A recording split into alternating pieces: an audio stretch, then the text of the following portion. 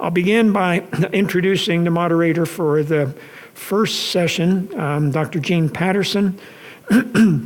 She's a scientist and chair of the Special BSL-4 Task Force at the Texas Biomedical Research Institute, previously served as a faculty member at Harvard Medical School and Boston Children's Hospital, as well as the chair of the Biodefense and Emerging Disease Program Committee for the American Society for Microbiology, among other posts. She is currently a member of the NSABB, and I welcome her to get our first session of the day underway. Jean.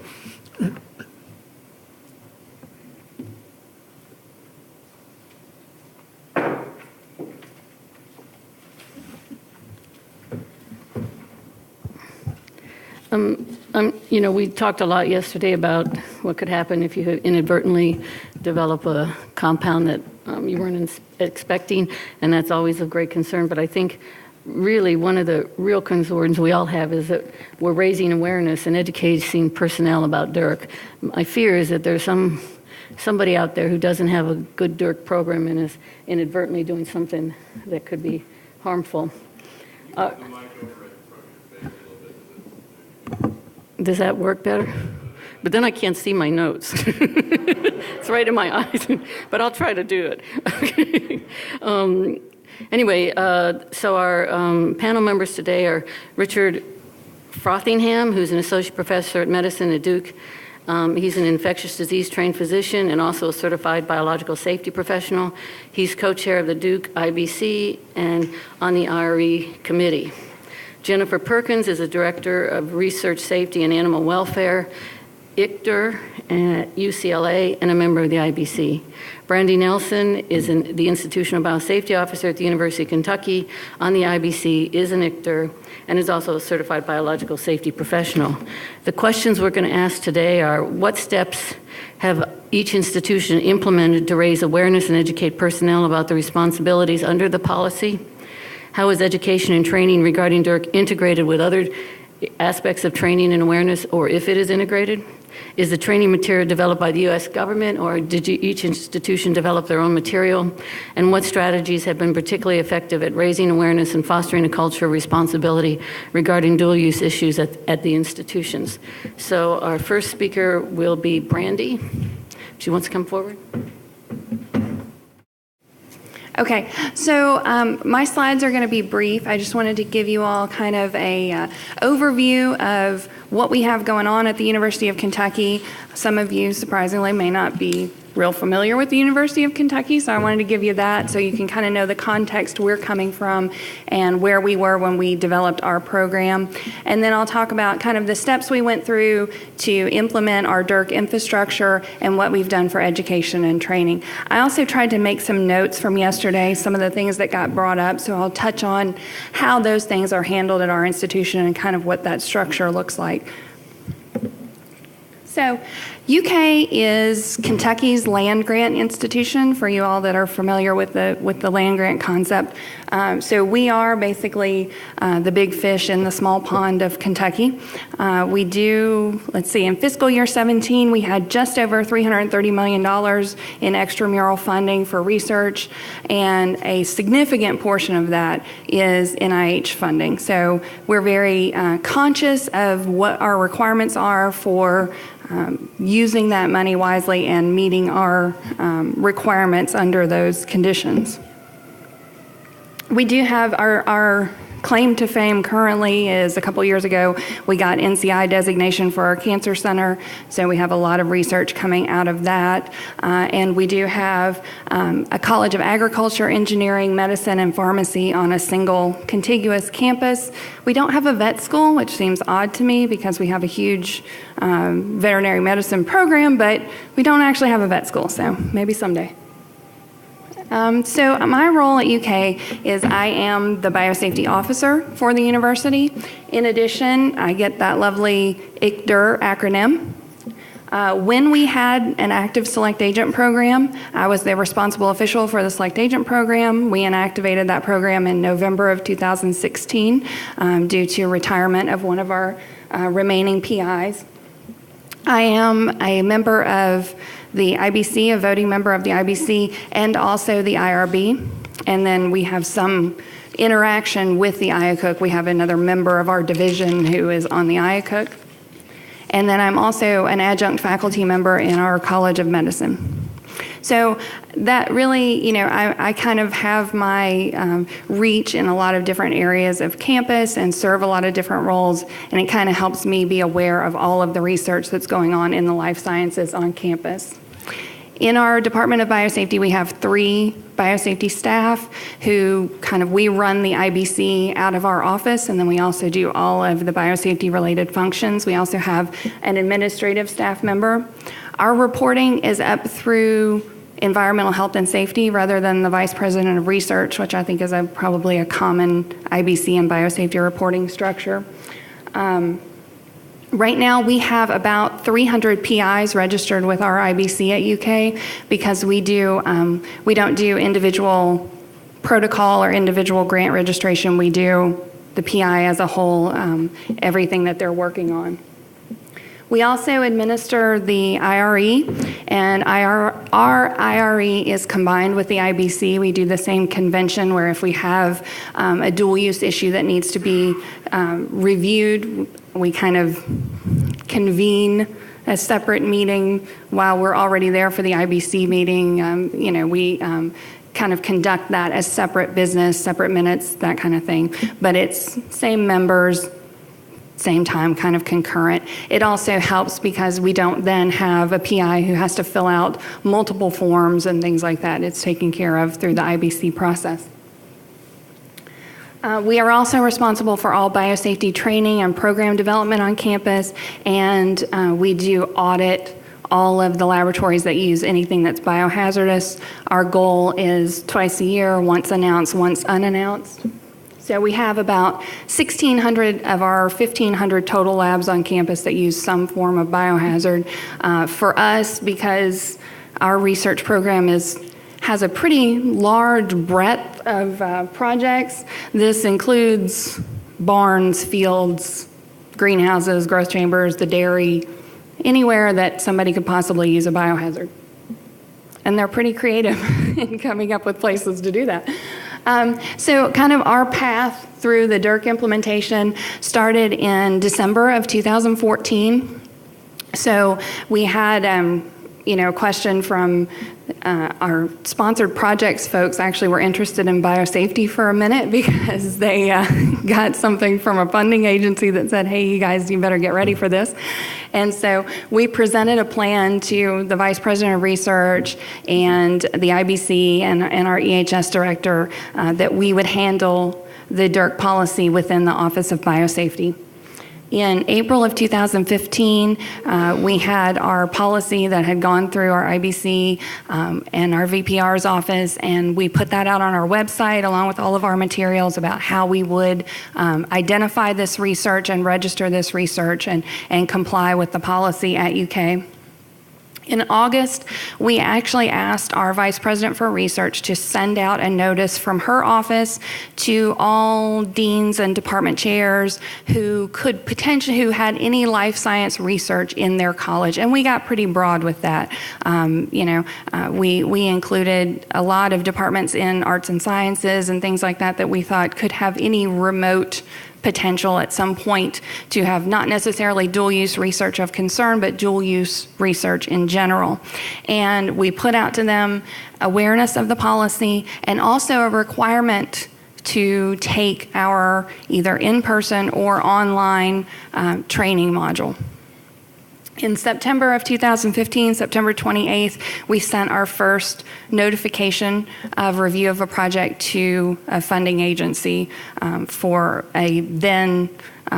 we had a researcher working with Yersinia pestis at the time, and we did a review of that project and determined that it was not DURC and sent that to the funding agency. So we did a lot of training kind of leading up to getting the policy in place for our IBC as they would become our IRE. And for that, we used a lot of the materials that were provided through the U.S. government agencies that are responsible for the DURC policy. And all these tools are available online. I think there's links to them in the materials that came out. But we used those materials because they were ready-made, and they were good materials to present to our IBC and to work through. There's a lot of case studies in those materials, and so we did actually work through those case studies and discuss them in our IBC meeting as training for the members. Then in 2015, we did another training in January for our IBC members, and we kind of have it, we've switched our IBC training to where we don't do like a yearly block training. We do short modules at the end of each meeting, and so we've incorporated this into our training. So when we decided to roll out the researcher training, we decided that we should roll this out as awareness training for anybody working in the life sciences. Now, that being said, we are currently limiting the scope of our IRE to the 15+7, but our training we did not limit the scope on. That was for anyone working in the life sciences.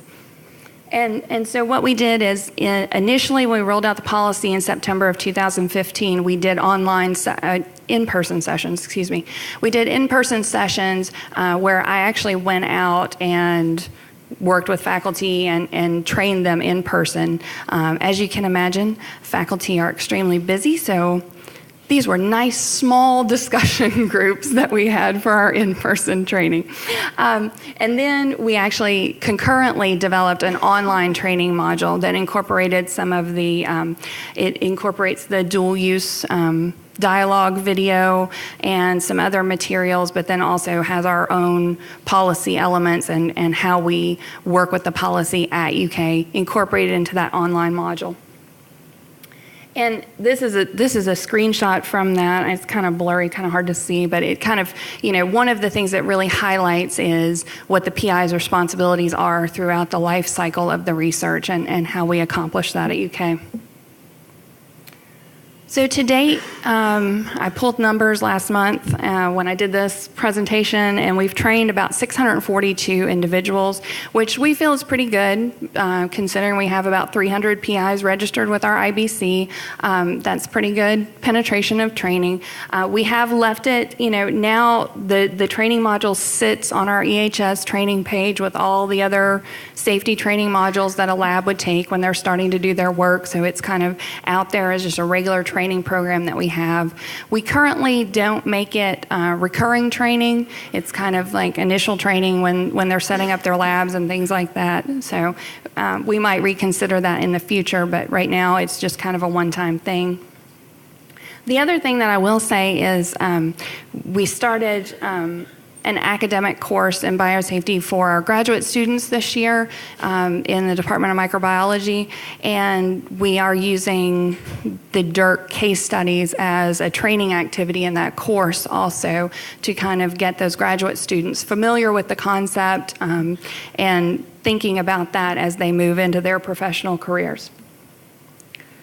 So again, a lot of the training and the work that we did and the work that I continue to do teaching my students and our faculty and staff utilizes the U.S. government materials because we don't like to reinvent the wheel, and they're good stuff. So I think that's all I have. The one thing I was going to mention from some of the discussions yesterday, I think one of the things that really helped us in getting those training numbers and kind of getting that disseminated was having the backing of the vice president from research, that it came from that level at the institution rather than just coming from the biosafety office. And we don't currently put the 7 questions on our IBC form. It seems like a lot of people are doing that. We keep debating that back and forth in our office because we feel like we do a really good review of the recombinant and synthetic work that is going on at our institution. And in doing that, we really answer a lot of those questions. We have done a really good job training our IBC, so even when we're not reviewing work that is the 15+7, they kind of innately bring that question up. Is this dual use? Is this something we need to be concerned about? Things like that, just as part of their review process. So I think we're kind of organically incorporating that into our IBC, but we might address that eventually. But All right. Thank you all.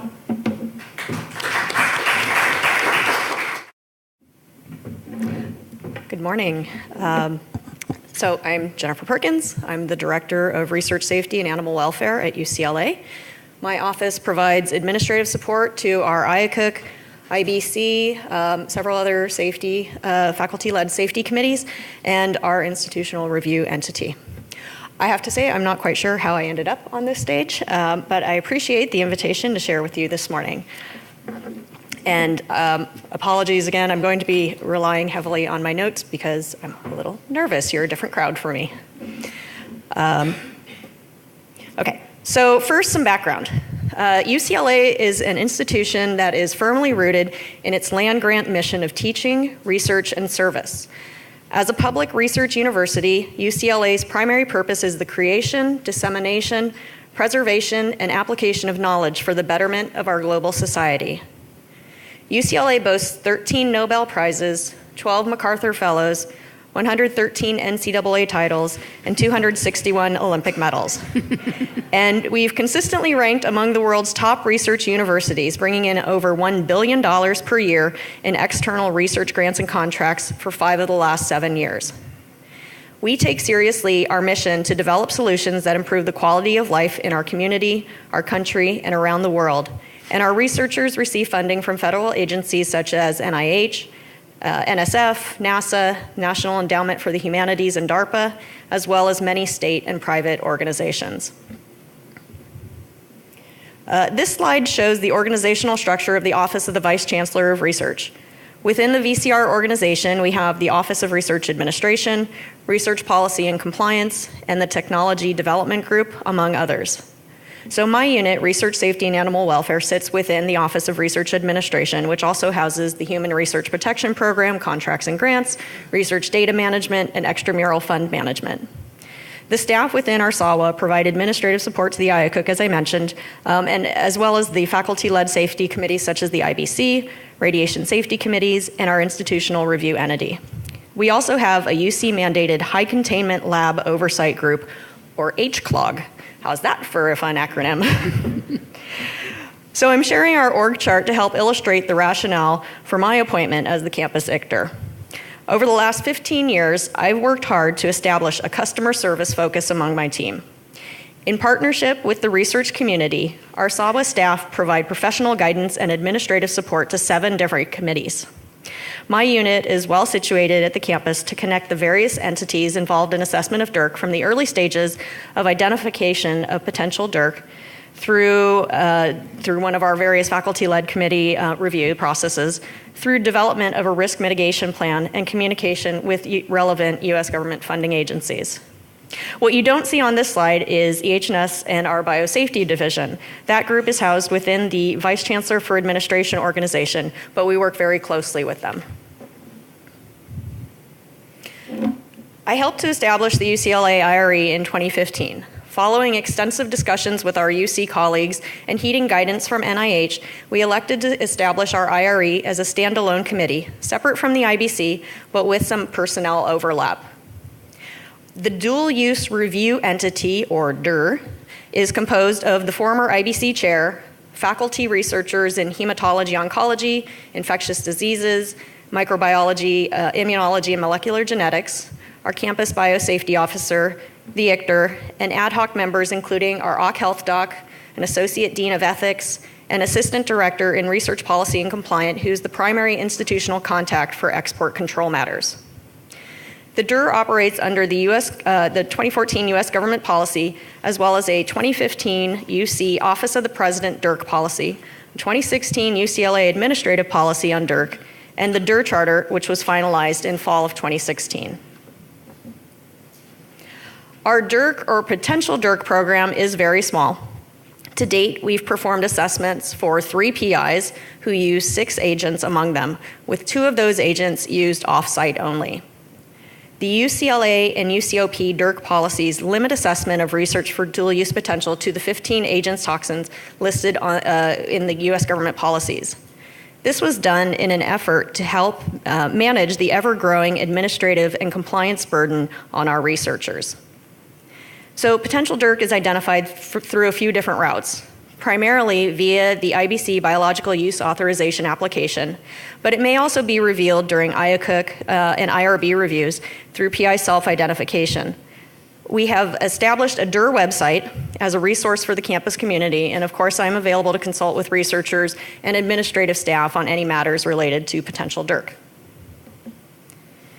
So with respect to training on DURC, our researchers receive local guidance through the UCOP DURC policy, the UCLA Administrative Policy on DURC, and the DUR Charter. The UCOP DURC policy applies to research conducted at any of the 10 UC campuses that may involve DURC. The policy is intended to strengthen the university's institutional review and oversight of life sciences research to identify potential DURC and to develop and implement risk mitigation where appropriate and as required by federal regulation. The UCOP policy includes language regarding the PI's responsibility for training, as well as the institution's and ICTR's responsibilities. The policy establishes a framework within DURC training is understood to be a shared responsibility. Specifically, it states that the PI must ensure that laboratory personnel conducting research with one or more DURC agents have received appropriate education and training on DURC. It further requires the institution to ensure that no research with DURC agents be conducted unless the PI conducting such research has received education and training on DURC. And this education and training must be sufficient to allow them to undertake an initial assessment to determine whether the research they wish to undertake is potentially DURC. Finally, it identifies the ICTR as responsible for ensuring that education and training on DURC is available for individuals conducting research with one or more of the DURC agents. The UCLA DURC policy and DUR Charter incorporate and implement the UCOP and USG policies and outline the responsibilities of those individuals and committees at UCLA who are accountable for executing the requirements of these policies and highlights the shared responsibility for education and training on DURC. So at UCLA, DURC training is only required at this time for DUR members and personnel working with any of the 15 agents or toxins. For the latter group, these individuals must complete an online DURC training course every 3 years, so long as they continue to work with the agents or toxins, and so long as the research does not meet the definition of DURC. UCLA uses the nationally recognized Collaborative Institutional Training Initiative, CITI program, to fulfill DURC training requirements. We use CITI because the content is extensively reviewed, critiqued, and updated. The program meets federal requirements, and certification is transferable to and from other institutions. The CITI DURC training is a general awareness training, is not tailored to specific audiences. For personnel working with any agent or toxin that does meet the definition of DURC, and as an aside, we haven't had any of those yet, the CITI training is still required, but additional or more frequent training may be included in the risk mitigation plan. So exceptions to the UCLA DURC training requirements may be made. For example, one of our 3 PIs was a member of the NSABB during the period of time that the US government DURC policy was developed. So we felt that we could give him an out on the initial training. Thought he might know a little something about DURC. So in 3 years' time, however, seeing as how he's no longer part of the NSABB, and with potential for changes to the policies, this PI may be required to complete the CITI refresher training like everyone else. With respect to our members, the DUR members receive their training in person at a convened meeting on an annual basis. And training consists primarily of reviewing the USG, UCOP, and UCLA policies. If changes to any of these policies were to occur mid-year, we would promptly convene a meeting to update the DUR members. And of course, research personnel would also be notified of policy changes as appropriate.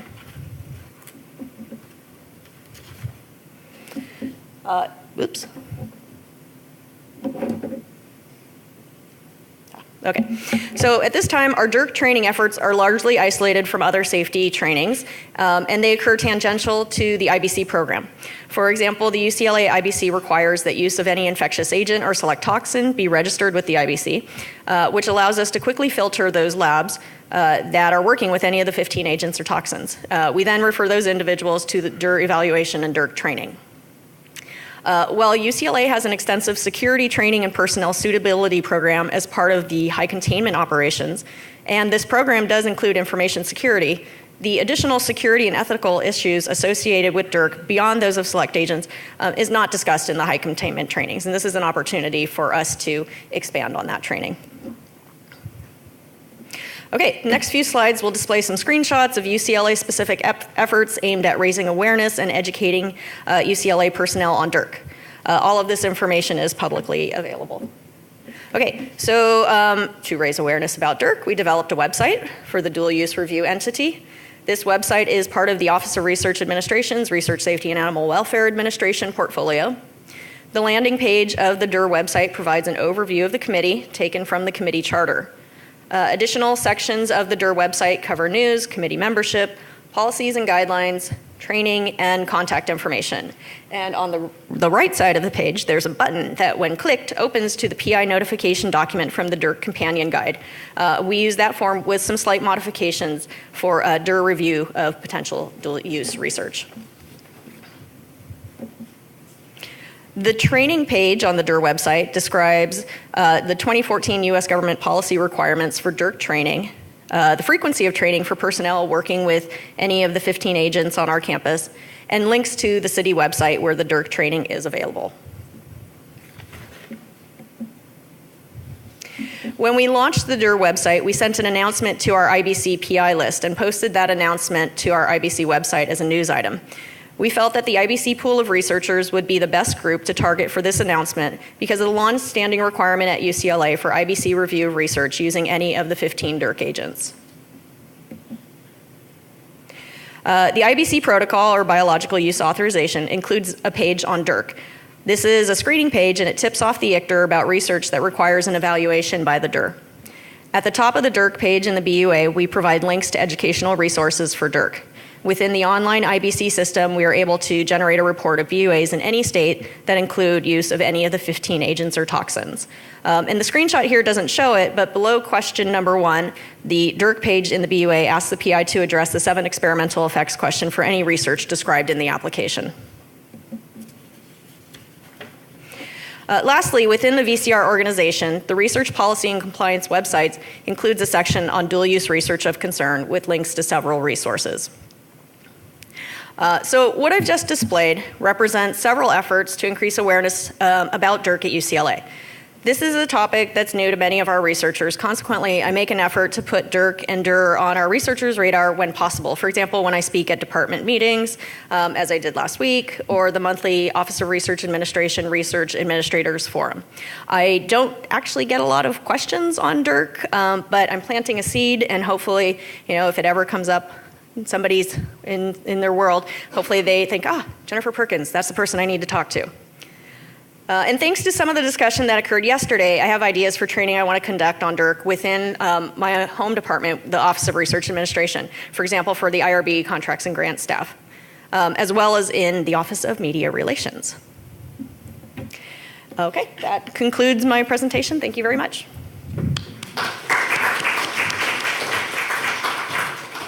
Okay, our next speaker is Richard Frothingham.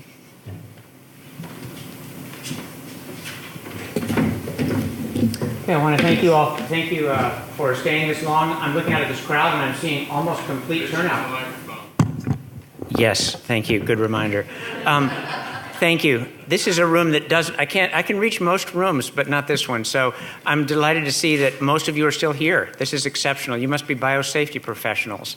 I wanted to thank Kevin and Catherine for the invitation to be here, and anybody else who did this inviting. I know that Ms. Perkins asked the question of why am I chosen to speak here, and it should be obvious to you all. We're basketball schools, okay?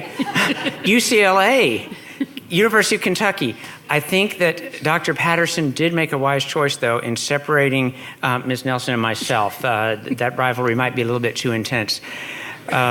So I'm not an education specialist, but I have a lot of thoughts on this topic, and so we'll talk through those as we go. Next slide, please. This is the topic that was chosen for this session. Next slide. And I hate to say that I've slightly modified this, mostly because I think this has been discussed by a lot of folks, and I decided to sort of go a little bit broader and bring that in. And similarly, the 4 questions I didn't answer in my slide presentation, but I'm ready to answer them. I thought there were some missing pieces or some things that might be a little bit different that I could talk about in terms of how do we enable people in their specific roles and how do we actually establish this culture. Next slide. So we've been doing dual use review for a long time. This is a publication from 2007 in Science about the programs at Duke. We began actually with one of our regional centers of excellence, had a program in dual use review. We've been doing it in our IBC since 2005 with the 7 questions on the forum, et cetera. And so I'll talk about how that's worked and how that hasn't worked a little bit. But as an education mission, we've of course engaged more recently with the U.S. government policy. Next slide. So I have the sense that the presentations that had examples were a little bit more interesting, and so I've thrown up a few examples from our experience, and I'll be talking about these as we go through a little bit. The first 4 of them are familiar to those of you who are here in the 2015 symposium. We had a researcher who wanted to create an ectromelia strain. It's like smallpox for mice, and express cytokines in it because he had a therapeutic that he wanted to try out against the cytokine milieu. Good science. Anyway, he submitted an NIH grant, and the study section shot it down because they said, you haven't discussed dual use at all. They didn't use the word, but they were worried. We had a researcher, this is typical of dozens of these that we've seen. This is basically bacterial pathogenesis. Just all bacterial pathogenesis involves some degree of dual use. We had some specific one looking at retrovirus, which puts the light chain inside the cell where it does its damage. That was interesting. And the sad story there is that when we asked the questions of, does this raise any concerns? The researcher just bagged it, just left, said, no, I'm not going to do that. I'm going to put it in something else. I'm just going to use a plasmid. And that might not have been the right answer. We were saddened by that, actually, just by asking the question. And then this one came to us from the NIH a long time ago. A researcher funded to do a study looking at dengue in Drosophila cells and had to adapt it to grow in the cells. And they said, oh, well, that's dual use, right? Because you're adapting dengue, which doesn't grow in mosquitoes, into Drosophila cells. And we talked about that for a while. I'm going to talk about the rest of them a little bit later, but just to throw out some of the examples of the kind of things that we're looking at Duke. Next slide. And, oh yes, and so how does this relate to U.S. government policy? So we've done 4 reviews under the U.S. government policy, 2 of them for testing antibiotics against plague and tularemia, 1 for testing ways of decontaminating clinical samples that contain BSL-3 pathogens, things like Burkholderia. You get a sample, it has that in it, we think, because the patient had a positive PCR and was sick, and so what do you do with those samples? That was a project, and then we have an example of the clinical trial, just one example here of someone who wants to use Botox to treat spastic bladder. And these 4 involve listed materials, so they're subject to the policy. Next slide. So I'm going to ask you folks to think about this question, and many of you have biosafety concerns or roles or whatever. Does your institution have a culture of biosafety? And you can read through these questions. Do people understand it? Do they believe in it? Do they have knowledge and proficiency? Can they actually do biosafety? And last of all, if they see a problem, will they actually take action? And not every institution has this, but I'm guessing that you folks are doing pretty well. So I want you to raise 2 hands if you think you have a culture of safety that is really where it ought to be in your institution, and in some places at least. Raise 1 hand if you think you're part of the way there, and then just don't raise any hands at all. And if you don't raise your hands, you're counted as not having anything. Okay, so raise your hands now. Okay. We do have a culture of safety, and this room has institutions that have a culture of safety. Next slide. So here are the same questions, except this is responsible conduct of dual-use research. And I think the same questions apply. I mean, do people recognize the need for it? Do they believe that it will make a difference? Do they think it's important? Do they have knowledge and proficiency? Do they know how to think about it and how to manage it? Do they take actions if they have concerns? If they hear a presentation at a case conference, at a grand rounds or at a research conference or whatever that raises dual use issues, will they sort of nudge and tap the person on the shoulder and say, hey, I think there's a problem here. Next slide. So why is it hard? All of you are committed to biosafety. I know that. I think most of you are committed to dual use. There might be some skeptics out there. But why is it so hard to establish this culture? And I'm going to talk about 7 or so things. And this gets you ready to think about, if these are the problems, how would I teach? How would I educate? Okay, so first of all, it's complicated. Next slide. This is laboratory safety. What are your goals? Minimize the risk of illness or injury to laboratory workers. It's really simple. And you could say, and also do research. Like, don't let me do the research and minimize the risk, okay? And that's pretty simple. Next slide. And how do we achieve it? If you're a biosafety professor, you know this stuff. Okay, next slide. So what is dual use research? Well, it's a little more complicated, okay? It is research. It has a legitimate purpose, beneficial purpose, and it could be misused. Okay, so you got these two concepts floating out there. And then next slide, and I want to say this is a really good definition. That whoever put this together, you worked really hard on this, okay? But it's got a lot of words here. You know, it's a little bit long. It's a little bit complicated for us to get our handle on. It is a good definition. I like this definition. I don't like knowledge, information, products, or technologies. I don't know what the difference is between. So anyway, it's a little bit more complicated than I like, but it's a good definition. But it's not immediately evident what we're talking about if you just throw this up as a slide. You have to walk through it for a while. Next slide. And I would say, just in context, that most of our PIs don't really understand what this is. And we'll see that as we start seeing their responses to questions. Or actually, maybe to put it another way, at a conference that NIH-sponsored conference I attended about 5 years ago, the majority of the speakers at the conference on dual use did not understand what dual use was. This was an international conference. It was an idea we want to bring everybody together, and about half of the speakers only spoke about biosafety, biocontainment, biosecurity. Did not talk about dual use in the broader sense. So there's a lot of us don't really understand what it is. Most of you in the room do understand it, okay. Dual use exists on a continuum of risk, and this gets dismissed as all research has dual use. Why are you talking about this? We know it. So next slide. So here's my continuum from typical to pathogenesis research to just looking at genes, looking at pathogenesis, making anthrax spores because I want to test antibiotics against anthrax or something else. I make the spores because I got to do it. And then the last one there is kind of at the extreme of influenza botulinum chimera, an influenza strain that transmits and expresses botulinum, kills people, whatever. Just sort of this, throw something out there that's a really bad thing. Next slide. So there's a continuum, and here is the automobile. Arturo Casadevall has given this one out. I've made my own slides about it, but the automobile is a great example of dual-use technology. So it's all around us, and it's so commonplace that it's hard for us to see what we can do. How do we manage this? How do we deal with this? Next slide. Experts disagree on specific projects. We just cannot get our act together in terms of agreeing, and we never will. This is hard stuff. Next slide. That doesn't mean we shouldn't do it. It just means it's not going to be easy. And so if you look at this slide, I highlighted about 4 of them where good, solid people didn't agree, and you can see the arrows. And I think, so, you see listed effect. Did it have a listed effect? One of the 7 effects is sort of our question here. And just to look at the ones that are bolded, dengue virus adapted to Drosophila, the program officer said, obviously that's dual use because it's adaptation, it's changing the tropism of this virus. And on the other hand, we pretty much know that when you take a virus and grow it in cells for a while, especially cells that it doesn't like, it's going to get less virulent. It's just going to go down, down, down, down, down in virulence. This is not going to be a problem for humans. Okay, so it's debate. We talk back and forth. This is standard stuff. And then it's common stuff. It's stuff we've done for decades. Okay, so it wasn't really a problematic dual use, but it sort of fit the definition. These last 2 are kind of interesting. Antibiotics against pneumonic plague and against tularemia. I actually brought this one forward in, I guess it was September of 2015, when the month the policy went into effect, because we'd established our policies and we needed a test case. And at that moment in time, at that exact moment, we did not have an active research program going on. I'd done some of this research, antibiotics against plague, but was not actually doing it. So we got to put something forward because we want to see if the system works.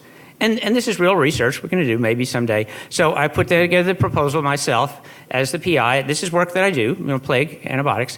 And the idea of it was this is going to be a slam dunk. Okay, this is going to be, the committee's going to look at this and they're going to say, no problem, move on. And they're going to give that, that statement, and we're going to get practice. It's practice for the committee in reviewing this stuff. That was not the outcome. This is a study of just testing some candidate antibiotics against plague. And they had two major concerns, and we revised it and eventually got it approved.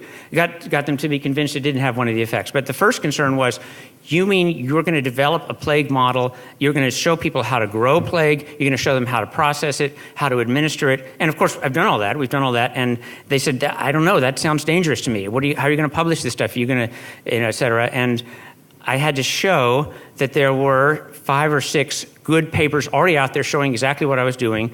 And yeah, we're doing it slightly differently, no better, well, we think it's better, of course. Of course we think our aerobiology is better, but not fundamentally different from no novelty. The second thing they were concerned about was that if we test an antibiotic for some big brother out there, like the US government, Department of Defense, and has classified research, and we discovered some great antibiotic and it was only given to soldiers and not given to other people, that this would be problematic. And so we said, well, okay, Duke is an academic institution, we're not doing classified research, and we're going to publish whatever we find. Oh, okay, then that's fine. So we had to modify it a little bit. Even what seems like the most straightforward program, this one down here got really dicey because multiple hemagglutinins in influenza A. This is a way of producing vaccines quickly. You got a pandemic, the pandemic strain doesn't grow, so you put it onto a strain that grows fine, and you express both hemagglutinins together, and it grows quickly. And this is great technology. It's published. Nick Heaton is the author. I'd encourage you to pull up the paper. This is great stuff. This is really important for pandemic response, and it's good technology. But the concern was that if you take a PR8 that people have the antibodies or T-cell responses to, and you add an H5N1 hemagglutinin to it, that you have evaded the immune response, okay? And you have at some level compared to PR8, in a sense. But on the other hand, the standard way of doing this is to put the H5N1 alone on PR8 and completely avoid the immune response in your vaccine strain. So these are all vaccine strains. We're all talking vaccine strains. So this is actually an improvement. This is less hazardous than the standard technology, more hazardous than the PR8 that's sitting there unmodified. Eventually, we'll move on. This is not simple. Okay, next slide. And so from the point of view of education, it gets really troublesome for people. It's hard. This is hard work. And then this one we're still working on. I'll just move that one on. Next slide. Why is it hard to create we have good tools for the mitigation of dual use material. Okay, next slide. So we can do biosafety to protect our workers, biocontainment to connect the environment out there and the animals out there that might drink our sewage or whatever. We can do biosecurity. We're not perfect, but we know how to do these things. We have measurable ways to do it. Next slide. And here's an example of the management of automobiles. And we're doing this right now. If you go to Washington, you will see bollards and barriers everywhere. You'll see checkpoints, and then you see mirrors. And this one's a little more creative, but this is something you have to do in some cities. You have to open the frame, because you cannot trust anyone in the city, whatever. So open frame vehicles. These are management strategies. You still got the automobile. Next slide. You don't give up the automobile. But mitigation of dual use knowledge remains incredibly problematic. And we heard this the other day. We talked a little bit about management strategies. And so when we start educating researchers, they get really upset about this idea. Okay, you mean you're going to tell me that I can't publish something? And we just heard the NIH has never told anybody not to publish anything. But I hope we have helped people to publish in better ways. But it's really hard. And it's hard to know what knowledge is problematic for dual use. It's easy for me to say, this plague bacteria is hazardous and I know it can hurt people. It's not as easy with knowledge. Next slide. So we don't know how to measure the risks from dual use research or success in addressing them. And my next slide was supposed to be an atomic bomb, but I left it out. And that's dual use research from my childhood. We talked about this. Physics, important subject, atomic bomb. Is that misuse? I guess our government hasn't completely decided that it's misuse, but it certainly is harm to populations. I should say our government hasn't decided that, some have, whatever. Anyway, atomic bomb, an example of harm and benefit, and we have nuclear power and all this good stuff.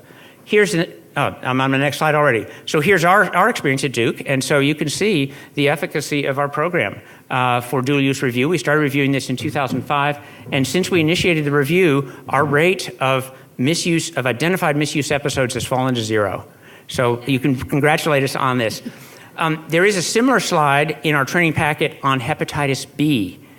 in hospital workers. And needle stick acquired hepatitis B has started high and disappeared and went down, and there's all sorts of arrows that show what happened to make that happen. Vaccine was part of it, but also needle stick, all sorts of things that we've done that have reduced that down to zero. It's been zero for a decade.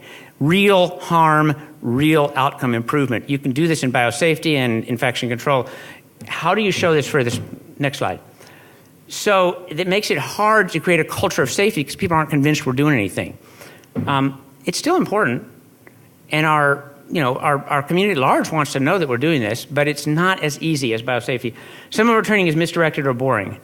And I'm not going to answer all the 4 questions in detail.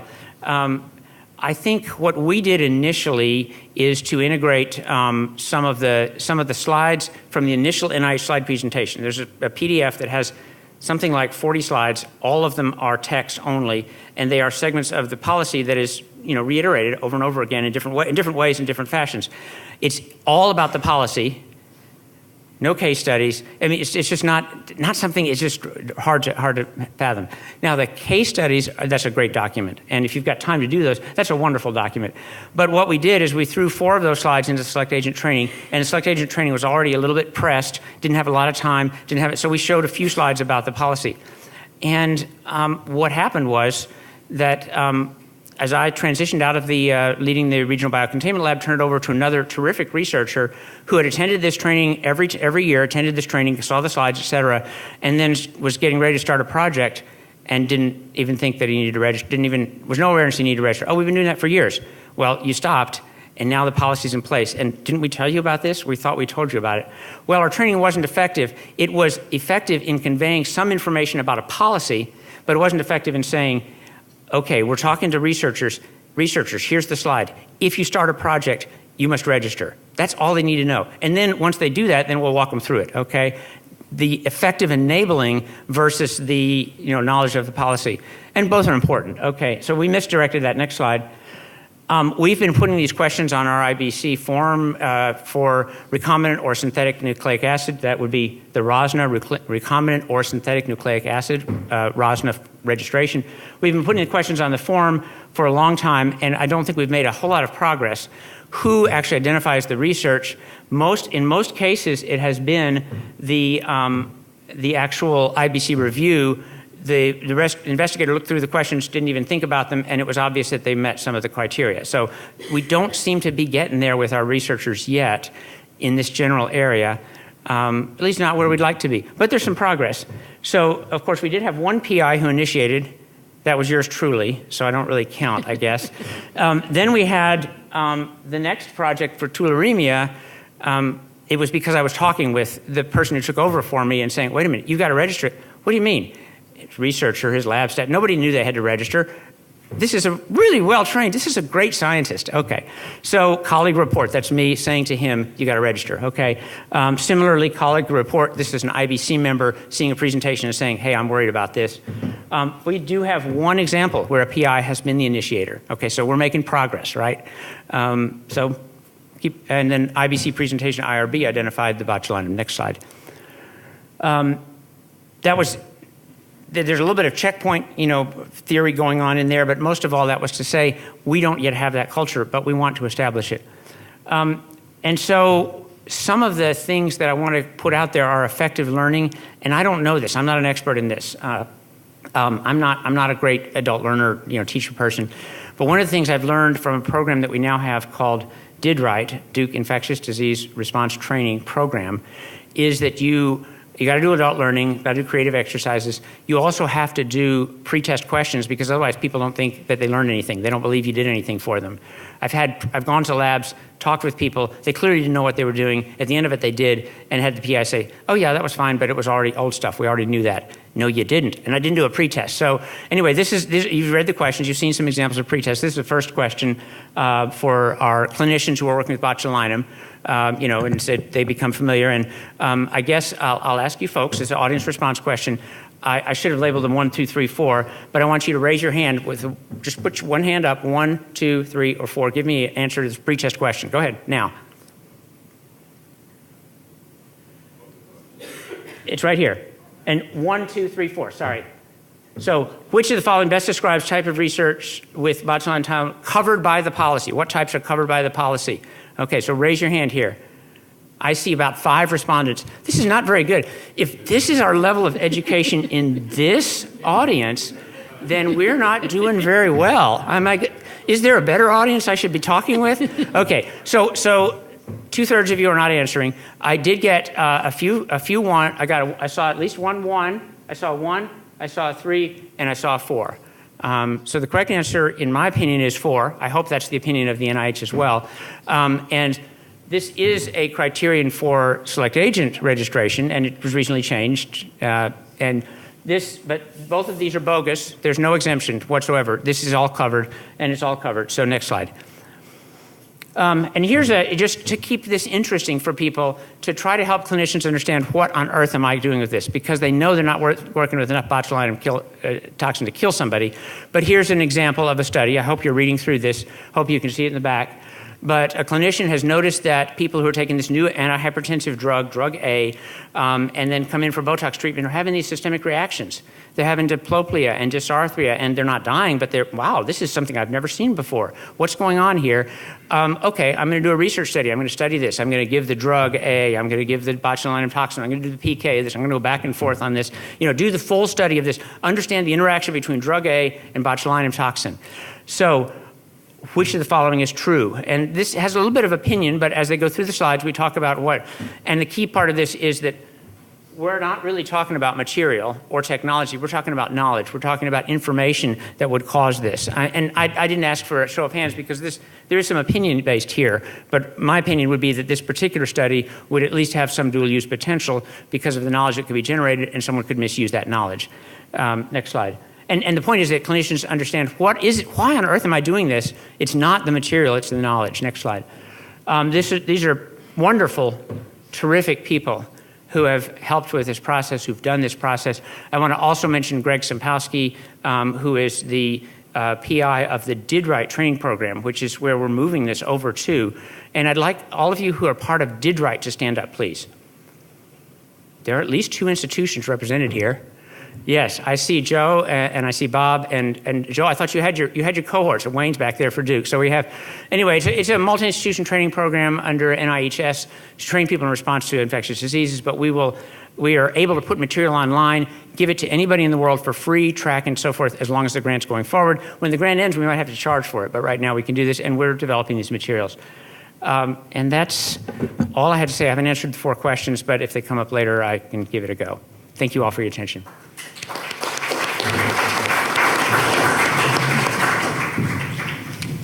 Okay. Are there any questions?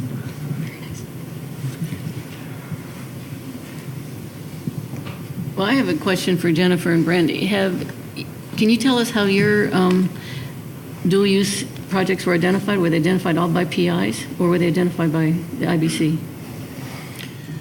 So I will say by the PI, maybe. But, it's kind of the PI has to, we haven't had anything come up that we didn't know was going to come up. We already knew because the agents, because we knew the agents. And so we knew who to reach out to. So we didn't wait to see, are they going to tell us? But, it's one of those things that, we broadly have everybody register everything with our IBC. Our IBC has the expanded purview, and we do all infectious research, whether it's plants, animals, humans, and all recombinant, synthetic, all of that. And so right up front, we know the infectious agent that they're using, the toxin that they're using, and we can help them. So it's kind of a concurrence between when the PI is submitting their forms to us and when we're looking at them the first time. Our potential DURC PIs were also identified by the administration, by the IBC, because they had all registered with the IBC. And as we got the news about the 2014 policy and we were working on establishing our IRE, we were really thinking, okay, well, we know we have to hit this PI, and this PI because they already have research underway. We tapped one of those PIs actually to serve on our IRE. And the other two, we just knew that they weren't going to have the capacity. One of them we knew was going to be a little bit of a fight as well. So imagine that, resistant to additional regulation. But yeah, it was not a self-report. It was in-house.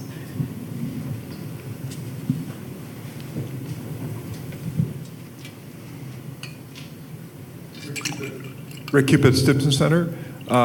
Did you, for any of these projects, was there partnering with labs in other countries? And what did you do then with, if so, how did you reach out to deal with some of these issues for potential international partners? Any training or anything of that nature? Thanks. So yes, these samples with Burkholderia are clearly coming from other countries. As an example, I would say that we have only communicated, handle them as clinical specimens, because that is actually the technically correct answer right now, is a clinical sample that doesn't have it actually grown in it. But once it arrives here, then suddenly we handle it differently. That's funny, isn't it? We suddenly lock it away in a secured area of our BSL-3 facility until we deactivate it. And that's not required by a government program, but anyway, it's interesting what we do for the clinical samples, but it's really only been the clinical samples. We don't actually have, to my knowledge, none of these interactions. They have involved other institutions, and in many cases, the other institutions are scratching their heads, actually, honestly. And I think that one of the clinical samples is probably an example of that, because it is not clear to us exactly where that falls. And we got some help, we got some help from the Select Agent Program. Clinical samples are normally handled in the same way, regardless, unless they're hemorrhagic fever virus, then we handle them differently. But otherwise, we treat all clinical samples about the same under BSL-2 with some enhancements. And so we thought that was fine. And then we said, well, wait a minute, what if it has Select Agent? So it's a complicated, there's actually, all of these projects are complicated when you get down to the nuts and bolts of it. It's not clear whether these are covered by the policy, but we reviewed them. So we don't have any international collaborations, but we do have one with CSU. So our PI has contracted that institution to perform some work. And so we got in touch with their IRE and asked if they had performed an assessment. They did. They sent us documentation, and that was satisfactory to our IRE.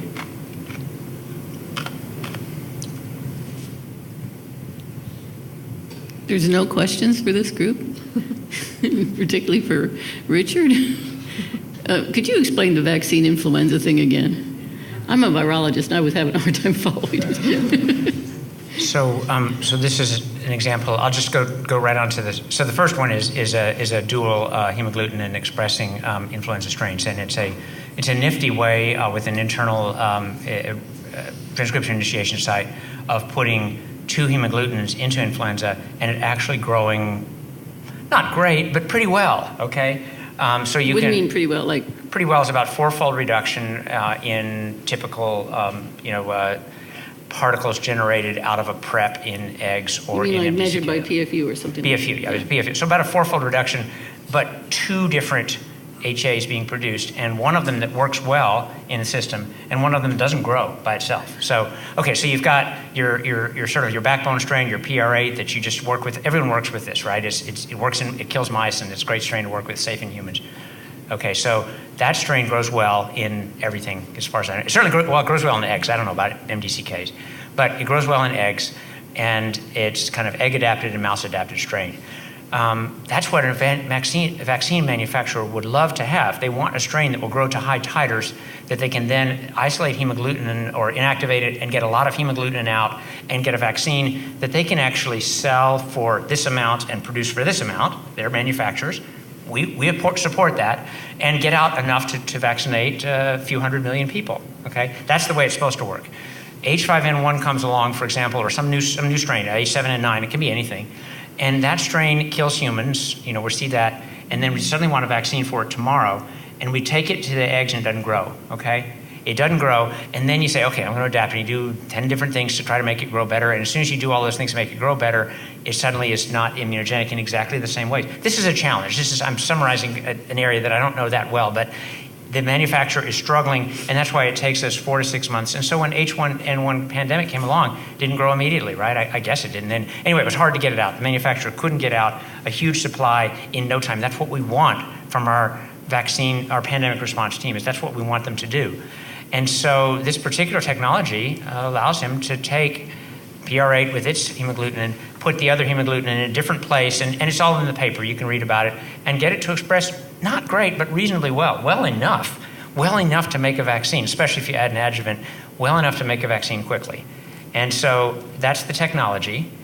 And so when he does the research, he wants to show scientifically that both of these hemagglutinins are functional, because he's a scientist. The vaccine manufacturer doesn't care, but the scientist wants to know if they're both functional. So he puts them both in, and he does antibodies to H1N1, and those reduce the titer, reduce the PFUs. He does antibodies to this novel, whatever it could be, he never worked with H5 or H7, by the way, but he wants to, of course, eventually. So he's working with this other thing, whatever it is, H3N2, whatever it is. So he does antibodies to that, and they reduce the titer a little bit, and he shows that means that both of the hemagglutinins are actually working to get into cells. So he's got 2 functional hemagglutinins out of his system, and they could be vaccines. As soon as he shows that figure, the team gets worried, because they say, oh my goodness, you have overcome the vaccine-mediated resistance. There's this human who has these antibodies to H1N1, and you put this dual thing in it, now he can't neutralize it. This is a vaccine strain that you're going to grow up to make a vaccine. You're going to kill it anyway. But it says that's risky. Okay, that's gain of function. Well, no, it's not, because the standard technology already involves putting the straight hemagglutinin in. That's what we do for an H7N9. We put the hemagglutinin for that in and replace the H1N1, which is completely resistant to this person's antibodies. It turns out this strain is only partially resistant. There is still a little bit of effect of those antibodies to H1N1. So it's actually not gain of function compared to the standard technology that's being used right now. It's loss of function. That's a complicated topic. Did I explain that in a way that makes sense of it? So the committee initially, some people were frightened by this, and they said, this is gain of function, you can't do this. And other people said, well, no, this is loss of function compared to, your comparator is the standard vaccine strain, not the unmodified PR8 strain. So we said, fine, go for it. And it's published. This is published work. Nicholas Heaton, Heaton. Is there a question back there? Ooh, two of them. I see some Hi there. influenza questions coming. Richard Wagner, University of Arizona. I was wondering, what kind of metrics are your leadership most interested in about your IREs? So our leadership is responsible for, and concerned about safe and compliant research. But I would say that the primary is productivity. And if you're a scientist, you should wake up in the morning wanting to be productive, okay? So I would say that the first thing is do no harm. Don't hold everybody back. Don't stop the research. Don't delay it by months and months and months. Be efficient in whatever you do. Don't stall us out. And they're worried that that's going to happen. Now, that's not exactly a metric, but obviously they are concerned and committed to safe and compliant research. So compliance with policies. They are keenly interested in what is the actual policy versus what are we talking about, what are we concerned about. Everything I've described to you with influenza is not covered by the U.S. government policy that we're talking about, the DURC policy. It may or may not be covered by the gain of function policy. And since the research is not funded by the NIH, that specific research, it's in a nebulous zone in terms of how do you manage that. And so our institutional leadership wants us to do what is required and what is necessary to be safe, but they don't want us to do extra stuff that's not necessary. Is that a fair statement? Wayne's back there worrying that I'm going to say something wrong. He's nodding his head. Yes, he thinks I said it right. Okay. He's covering his face now. Yeah, I just want to have a comment that relates also to the story that you told about influenza, at least about how I view dual-use risks of concern. In general, when you gain more knowledge, you always have the possibility to do dual use. And in most of the cases, for example, the example that you were presented, this dual use is only possible based on already existing technology that was created before. So without reverse genetics of influenza, you cannot get rapid vaccines, and you cannot make viruses with 2 hemagglutinins, and that was before making a virus with 2 hemagglutinins. By making a virus that expresses GFP, you know that you can make a virus that expresses 2 proteins. And all of this is knowledge that is building and building and building. And at the end, you make an example that is based only in an increment, and that one can think already that based on already existing knowledge, anybody can think about this particular experiment. What is more unusual is an experiment that nobody thinks is going to result in a pathogenic one. That is completely unexpected. So you have the expected things that one can think about dual use, but on the other hand, scientists can already think about the experiment if they want to do something harm. And on the other hand, we have the unexpected things that cannot be covered through the policy because they are completely unexpected. So you only can see it when you have done the experiment. And that's something that we need to have in mind. I think the more important thing is this culture of responsibility, because again, it's not going to be possible to cover everything that goes through a paperwork or through trying to understand what could be the consequences of making a particular virus. In many cases, as I say, the technology is already there to make a virus that may cause harm or may not cause harm, but the technology is already there. We have made already possible dual use by research, and that's a good thing also. I mean, it's not the dual use is a bad thing, but because of research, we have now better vaccines, more possibility to grow faster vaccines, and that's always going to think that it's a conundrum. We just need to work better, trying to stop infectious diseases and doing things that are good before some rock guy does something that's bad with the technology that we have to do good things. I think it's a great summary.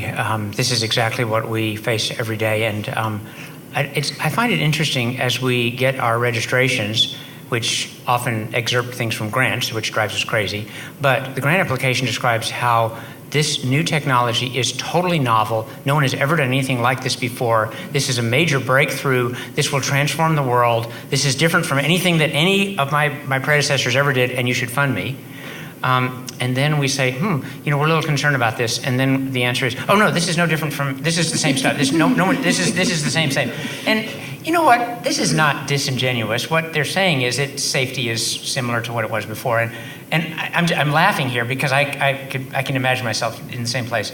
I do think next technology actually is totally built on previous work and has meaningful novelty. So I think there's real novelty there, but it is correct. It is based on decades of work in the same area. He trained in Peter Palasi's lab and learned all the tools there. It's established and it's new. So, and that's what a lot of what we do is.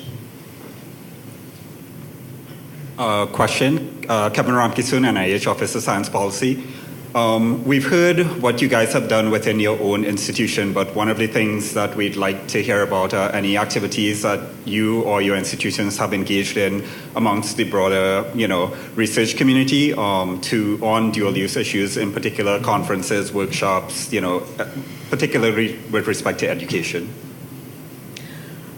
Sure. So I mentioned in my presentation that the UC Office of the President established a DURC policy. And so myself and my biosafety officer participated in UCBSO work group activities to contribute to the development of that policy. So this is system-wide for the entire 10-campus UC system. We also have participated in an ABSA roundtable on DURC earlier this year. And one of our faculty members was an NSABB member.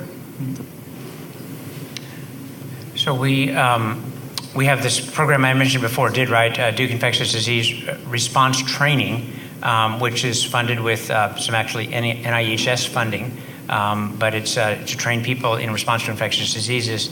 And the DIDRITE leadership has agreed to include dual-use segments in that. We're developing them.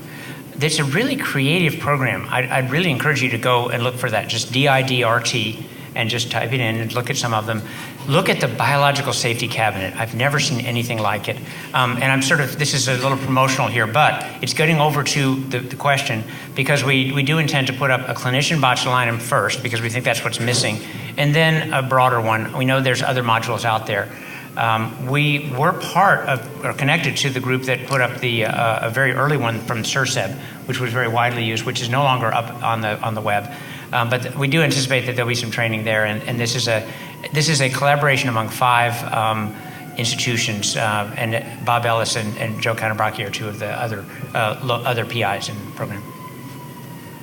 Yeah, I think for us, it's been very much like we participate in a lot of ABSA training and things like that. And so when there's been dual use mentioned, that's kind of how our staff have gotten their education on it.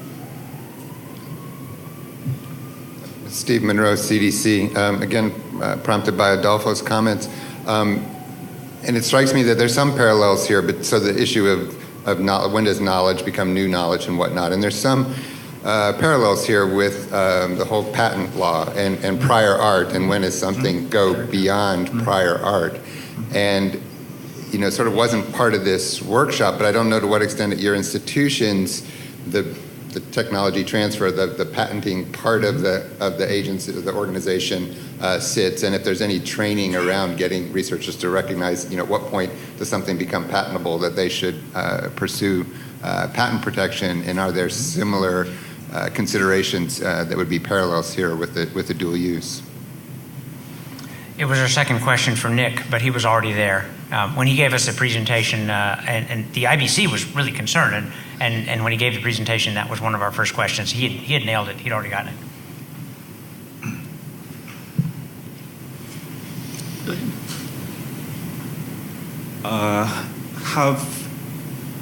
Have your approaches to educating personnel and researchers about the dual use issues been different from the way you approach biosafety? So, there's a long history and well-established, I think, education programs around biosafety issues at research institutions. Have you found particular strategies that you've had to alter to, introduce and educate staff about the issue of dual use in general? I think for us, there is quite a difference, because with so much of the biosafety, when we have the chance to do more elaborate trainings and have discussions, we include, case studies and working through and things like that. For the most part with the biosafety, there's a lot of, you need to put your waste here and you need to get your biosafety cabinet certified by this guy. And, there's a lot of institutionally directed items to check off a list when we're doing our biosafety training. With the dual use, it is more of a conceptual training. It's more of a thought process. It's more of that kind of theoretical education. And so it is a different type of training. And the case studies are really, I think, the best way.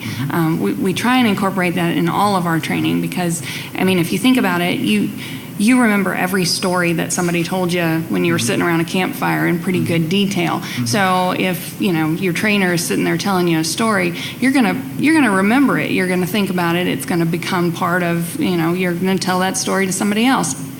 Grad students particularly love to hear stories where people died or were maimed or things like that.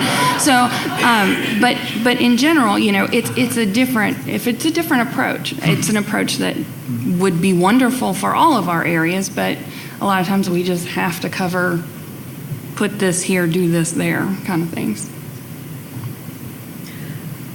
Our biosafety division has a combination of online and in-person trainings, but they're moving towards more online trainings just because of the volume of people who go through the trainings on an annual and triennial basis. So IACUC also is a combination of online and in-person, but the dual-use training is strictly online at this time. And as I mentioned, we use CITI for that training. That's also used by the IACUC, by the IRBs, and conflict of interest. So, yeah. So if you were listening to Brandy, it's obvious that she is an adult educator trained in this field, and I'm not. But what I would say to you is that they are on your campus. And as you develop these programs, go find the people who know how to do adult learning. I don't, but we have one of our Did Right people is really good at this, and she creates these wonderful presentations that draw you in. And so they're out there, and they can make the difference. People will, and people will really think the training was worth something. And you got to do the pre and post, because then they'll come away and say, oh yeah, I did learn something here. And the other thing is, if it's an annual training, by the way, this training, we didn't talk about this, I haven't heard anyone talk about this. As I understand it from the guidelines, this training is required once and only once. There is no annual requirement. There's no repetition requirement. That's not to say that there shouldn't be, okay, and you can do that. But one of the things that we have as a problem is we have annual training on biosafety on our website, and the slides have not changed in 20 years. Okay, most of them. I mean, there's a few new ones, but most of them are old, and the questions haven't changed. And so I'm not learning anything new. We got to change them. Now, in contrast, this litigation training that Debbie Hunt does for us is different every year, and she brings new stuff in every year. That's the way you got to do it. And Brandy knows this. Brandy's way beyond me in this field, obviously, as you're talking about it. I'm just good at telling stories, so that works. Yeah. I'd like to hear some of the dead people stories myself. I was just wondering if anybody here has had real experience with international dual use in collaboration with other countries. If anybody has any real life experience with that, I'd like to hear what happened and how it was handled. Well, I can only speak to subcontractors because they are covered also by USG regulations. And in this case, they go through the same process. There is the possibility, it's the same thing. I think will be subcontractor of a grant that is in the United States that goes through particular institutions. So let's say Mount Sinai, subcontract Wisconsin of a particular contract. And in general, they get direct contact with NIH and USG through us also, because we need to know, and our Biosafety Committee needs to know, and finally approve also at the end of these things. But in general, everything that is covered with funding from the US government at the end goes through the same process of review. And this is slightly different because the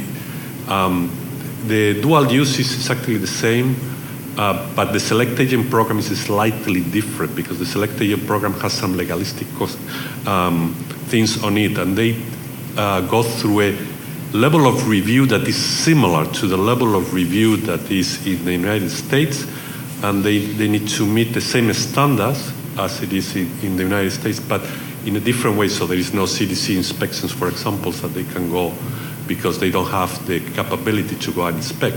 But they can have NIH inspections, and then they see, the NIH then refers to the CDC to tell them what are the findings, and the CDC may agree that actually the conditions that they use for biocontainment meet and biosecurity meet the standards of the select agent program. So in general, everything that goes through funding through the US government gets covered similarly.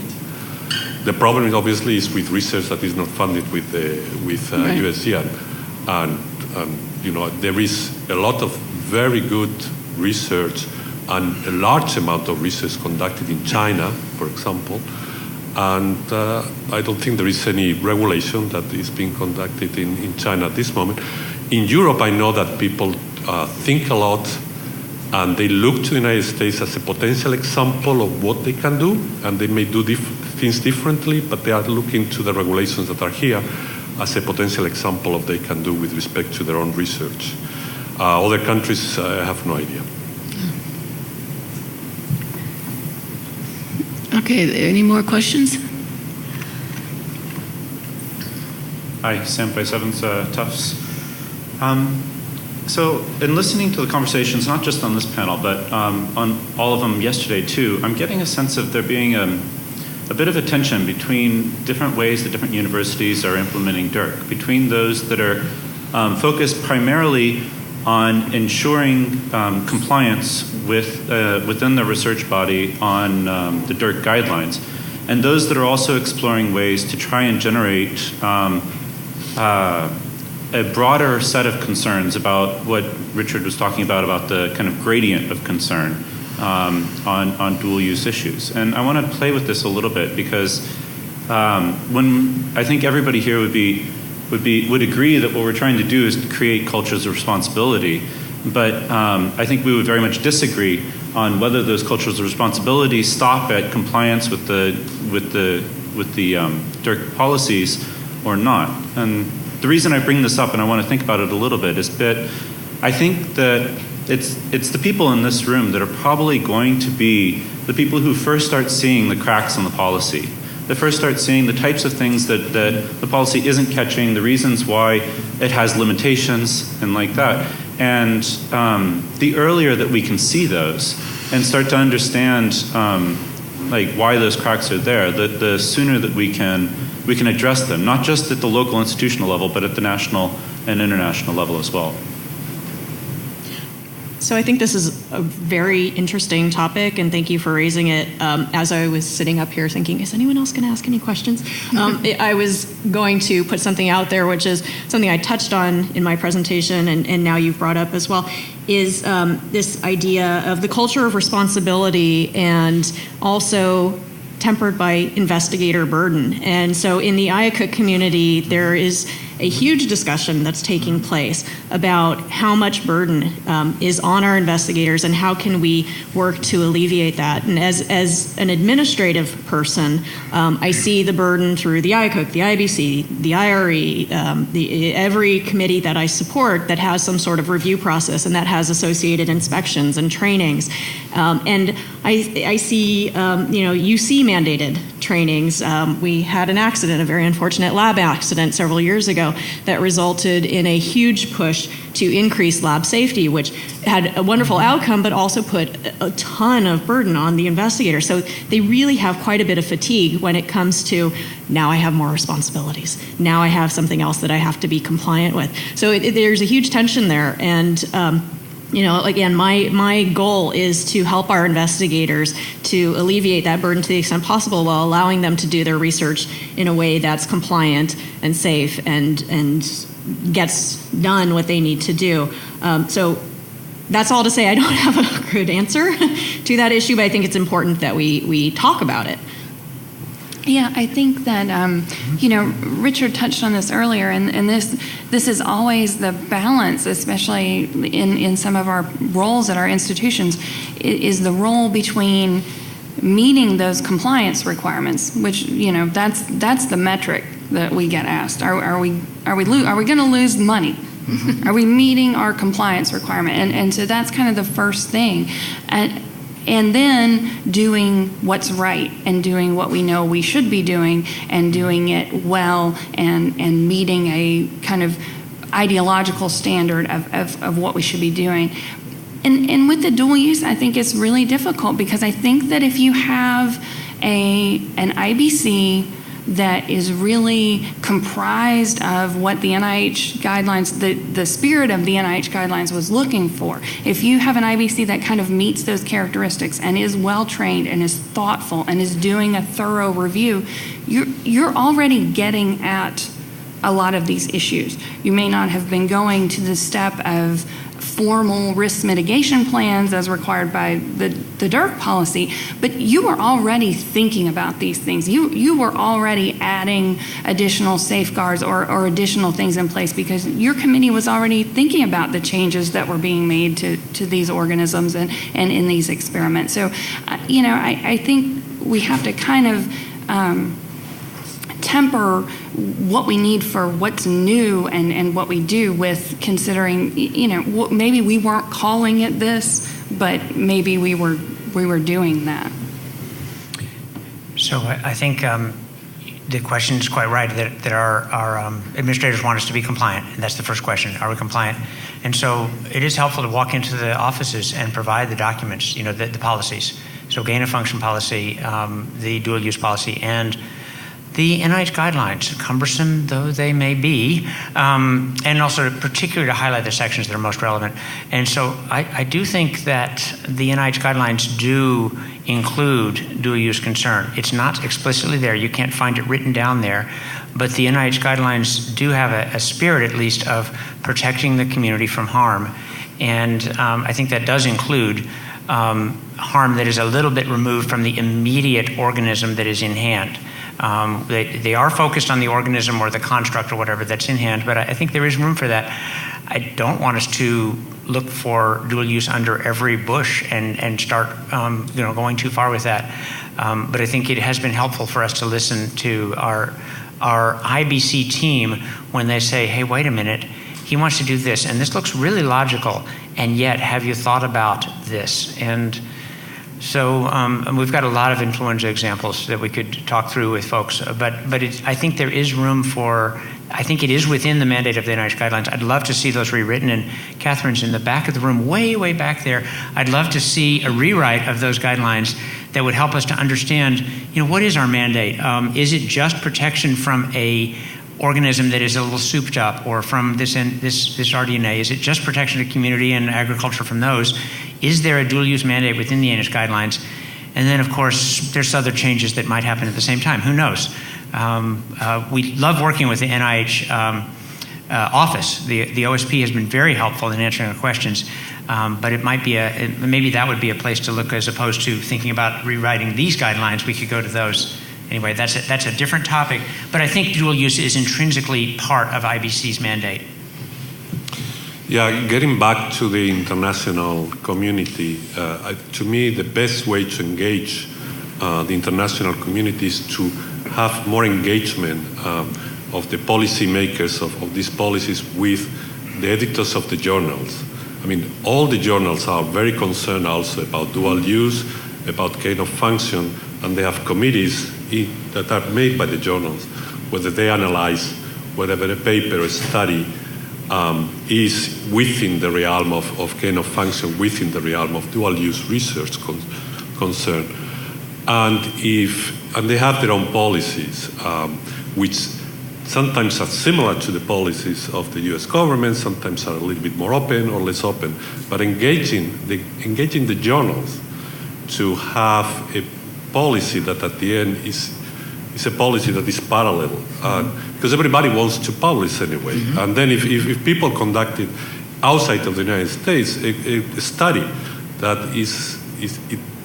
it has very they cannot publish due to policies of the journals where they want to publish that have to do with dual use research of concern or with gain of function, then at the end they will be, all the culture of responsibility will be better, So I think that this type of meetings, like with the shareholders, and hopefully the concerns that they are with respect to policy are also being heard by the policymakers, and engaging also journals, editors that are dealing with gain of function or dual use research, that will be very good in this type of meetings. Yeah. I think that has to be the last of our discussion. We're out of time. Thank you very much. It's a great job.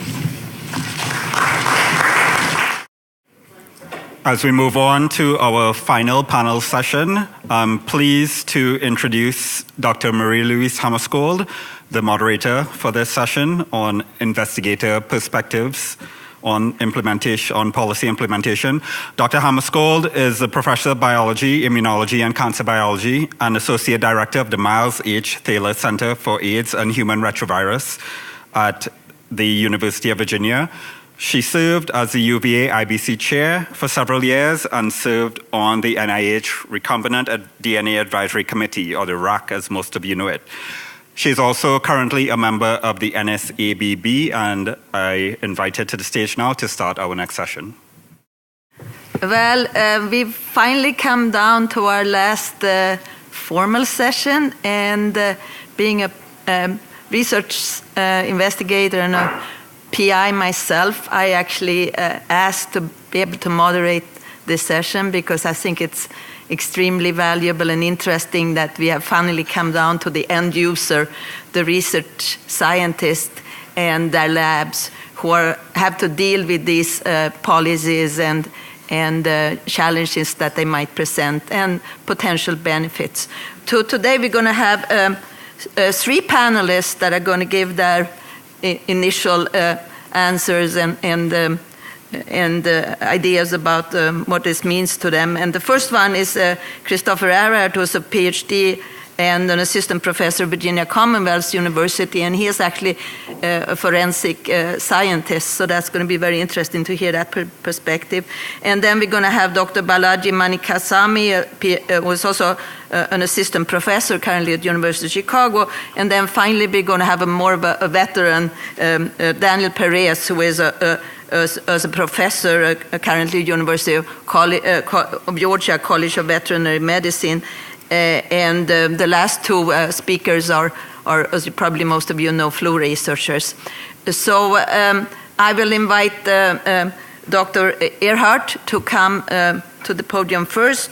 And so Dr. Earhart, as I said, is a professor, assistant professor of forensic medicine at the Department of Virginia Commonwealth University, the Forensic Science Department at Virginia Commonwealth University in Richmond. And he is trained as an earth and environmental scientist, and he has completed 2 postdocs at Oak Ridge and the Pacific Northwest National Laboratories in forensic chemistry and forensic microbiology. And currently at VCU, his research group now focuses actually on the fate of bacterial pathogens in the environment and forensic signatures for bioterrorist agents and other forensic scientist issues. And he's also a member of the VCU's IRE. So looking forward to your presentation.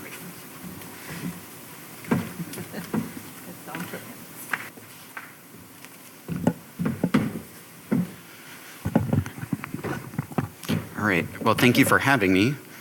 What's this? So I thought I'd start off with a little bit of background about what I do. It's a little orthogonal, I think, to a lot of the presentations and a lot of the research that we've heard today. Basically, my active research efforts now are looking at the environmental microbiology of human pathogens. And so that's select agents. Most of my work at VCU is actually doing working with attenuated strains, but we've reached out and started collaborations using wild type or with BSL-3 laboratories. And I would say part of my portfolio is also looking at, I've always been interested in microbial forensics, looking at physical and chemical signatures for source attribution. So my background, I did a postdoc actually at the research unit of the FBI, and it got me really into microbial forensics. And so that's something that I sort of wanted to continue on in an academic environment. I would say what makes my, so in terms of what I work with now, it's attenuated strains at VCU of Yersinia pestis and Bacillus anthracis. But right now we have a joint project with the University of Virginia and their select agent facility. So we're subcontracting them to do some BSL-3 work with wild type strains of Yersinia pestis. And I would say the fundamental questions we're looking at are, what happens to these pathogens in the environment, either from a terrorist intentional event or just naturally? How do we explain the epidemiology of these organisms in non-traditional reservoirs? So in things like soil or fresh water, what sort of dictates their fate and transport and their survival in these really unusual matrices? And I think what makes my experience a little bit different from some of the other groups here is that at VCU, I'm kind of the only lab on campus that is undergoing DURC review, and I'm the only one that has even attenuated strains of a lot of the select agents. So our IRE is basically my own personal auditing service. I literally can't sneeze without getting a call from my biosafety officer. So in terms of, when do I start thinking about DURC? I'll be honest, I didn't. I basically start thinking about it when I start thinking about and preparing proposals. And this was really a function of, back in when I started at VCU in 2010, 2011, honestly, DURC wasn't even really on my radar. I wasn't doing genetic engineering research. I wasn't doing gain of function research. I wasn't even doing wild type, research or no pathogenicity studies. It was literally just looking at phenotypic signatures. And it wasn't until we started putting the first couple of proposals in to kind of investigate these fundamental questions of signatures for source attribution, we were dinged on a couple of proposals. And specifically, we were looking at, we're proposing to look at phenotypes, and some of the reviews from the funding agency came back and said, you could use these phenotypes to basically thwart our detection strategy, so that the question 3. And you could sort of make, you could basically avoid some of the techniques we have to recognize and detect these pathogens in the environment. And, I hadn't even really thought about that before. But as I'll talk about a little bit later, it definitely has sort of changed the way I think about my own research strategy and some of the questions that I address. And I think for my current project in particular, I think DURC is kind of heightened by our part of the project. We're doing a cooperative engagement with global partners program through the DoD. And I think some of the DURC considerations are heightened for this because we have PIs from foreign national PIs. And, thinking about some of the presentations like in the last session and also yesterday, I'm kind of wondering in retrospect whether sort of the DURC concern is heightened because when your, foreign collaborator is a PI, you don't really have the same opportunity to mitigate the risk. Once you discover something, that's it. It's out there. And so, it's started for this particular funded effort now, it's really got me sort of constantly, thinking about a lot of these issues in a way that I hadn't before. So in addition to proposal planning, I would say just, from a procedural standpoint, as soon as we prepare a proposal and submit it to our sponsored programs, there's a checklist. Our IRE gets notified, and so that's also part of when we start considering it. So it's, for me, formulating a research idea and then submitting it, and then also it's the execution. If it actually gets awarded, then that kicks off all of our processes. And then I would say that, due to the scope of work now, looking at things like Yersinia pestis in the environment, understanding survival and things like that, I would say that I'm definitely thinking about DURC over the course of the experiment, or over the course of the project. So as our experimental scope changes, a lot of what we're doing now is sort of trying to develop novel culturing apparatuses and growth chambers to really simulate in situ processes within the soil or non-traditional reservoirs. And so that's, definitely sort of has me thinking about, what could the implications for some of these developments be. So right now, I would say that we actually, at VCU, we do a DURC review, even though we're working with attenuated strains. Some of this is because it's still, although it's attenuated, it falls within one of the potential experimental effects. And so that's one of the reasons for the reviews. And the other is that basically a lot of our experiments are going to get ported to the BSL-3 select agent facility. So some of it's sort of a dry run for thinking about those experiments when we undertake those as part of the project. So overall, I would say that, the DURC review is very clear and straightforward at VCU. And part of this is because the DURC review, part of it is because I'm the only person who's getting the DURC review, so it's very tailored and the IRE is very responsive and there's no sort of lag and delays. I think part of it too is that our DURC review is integrated with the other reviews in terms of biosafety and also export control for this particular project. And so it's all kind of integrated, and I would say there's minimal extra delays. I think one of the biggest challenges is, for me and for this particular project, is really communicating the goals and the benefits and also sort of the nitty-gritty experimental details to the rest of the DURC review members. And that's simply, a lot of that's just a unique sort of function of where I'm at VCU, and the fact that what I'm doing is very orthogonal to what traditionally what a lot of the other funded work on campus and even in the medical college is. So I think communicating sort of the scope of work and some of the challenges. And I think, most importantly, I think, the biggest challenge that we've heard a lot yesterday was sort of assessing and evaluating risk and determining, I think, what reasonable negative scenarios might be that are coming from the work. There's a lot of discussion. I mean, I enjoy the conversation because, like what we were saying yesterday, it really sort of, it's an interesting intellectual exercise that I'm not used to as an academic, sort of thinking about not just what the risks are, but also what's reasonable and what's sort of feasible and what could come out of this work and what technologies or methods. And I think we touched on this a little bit yesterday also in terms of during the Q&A. I think some of it really requires some knowledge on the caseworking or the applied microbial forensic side. I think for me, again, I'm just speaking for myself, I think understanding what is reasonable for someone to port or use for illicit purposes really kind of depends on what people's experience on the caseworking side might be. What do they experience? What is their sense of the knowledge of places that, the different agencies might be worried about? And so I think to kind of help with that, literally in the last several months, I've started to reach out. Being in Richmond, Virginia, we're kind of close to a lot of federal agencies, and I think I've started to reach out to contacts at the FBI regional field office and some of my contacts at other federal entities, as well as the sponsoring agency in this case, just really for, at some point, informal feedback, and then obviously formal when we're submitting for official review.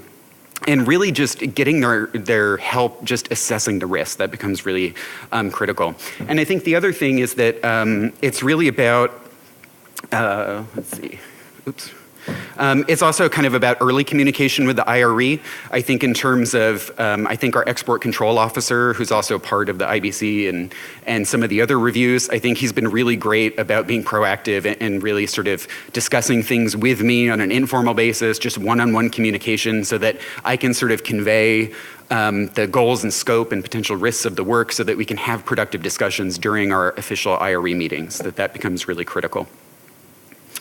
I think some of the benefits, I think for me as a PI with a sort of a diverse lab group, I enjoy sort of engaging my lab members on some of these issues and sort of reporting back on the results of the IRE. I also think that we're definitely having more discussions at both the department level where I'm at and also at the university level. And I think those are just, you know, at the 20,000 foot level, really useful and something that we weren't even having, you know, when I first started at VCU a few years ago.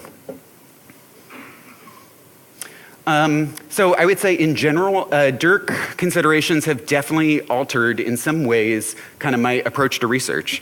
You know, I would say that, you know, definitely after my first couple proposals when I started at VCU, and starting to think about this, that since then I've definitely sort of changed how I frame certain questions. I would say I sort of attack them in a fundamentally different way. I'm looking at the same processes and underlying concepts, but I'm not necessarily framing my proposals in the sense of forensic signatures, or we're going to figure out a better detection technology. And that's simply because of some of that feedback I got early on in my career about that's not, that doing open science and that it's not necessarily, amenable.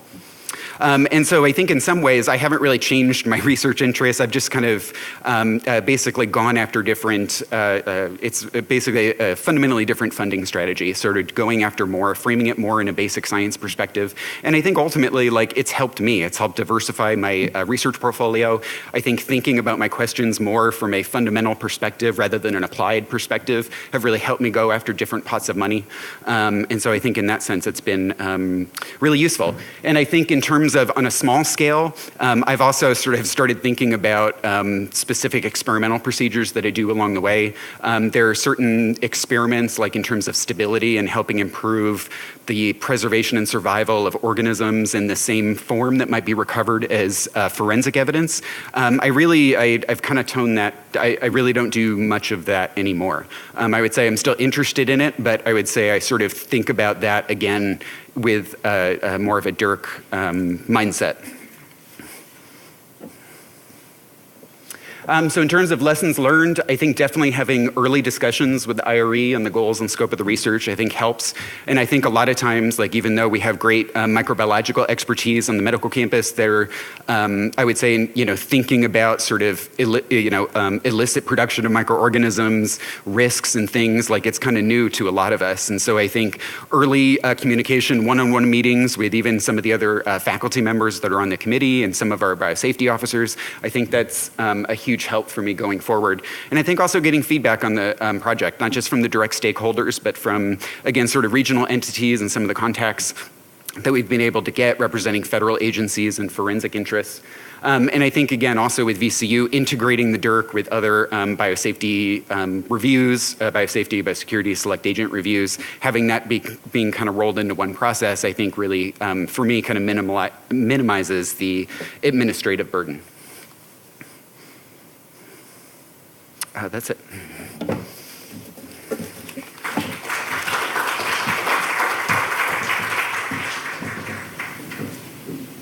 Before we're going to hold the questions until the last presentation. So we are now going to hear from yet another, what we will call it, a mid-stage investigator, Dr. Manika Sami, and now we're getting into a person who is working with viruses, more specifically flu, which everybody here has heard about. And Dr. Manika Sami actually originally got his PhD in microbiology and immunology from the University of Illinois at Chicago.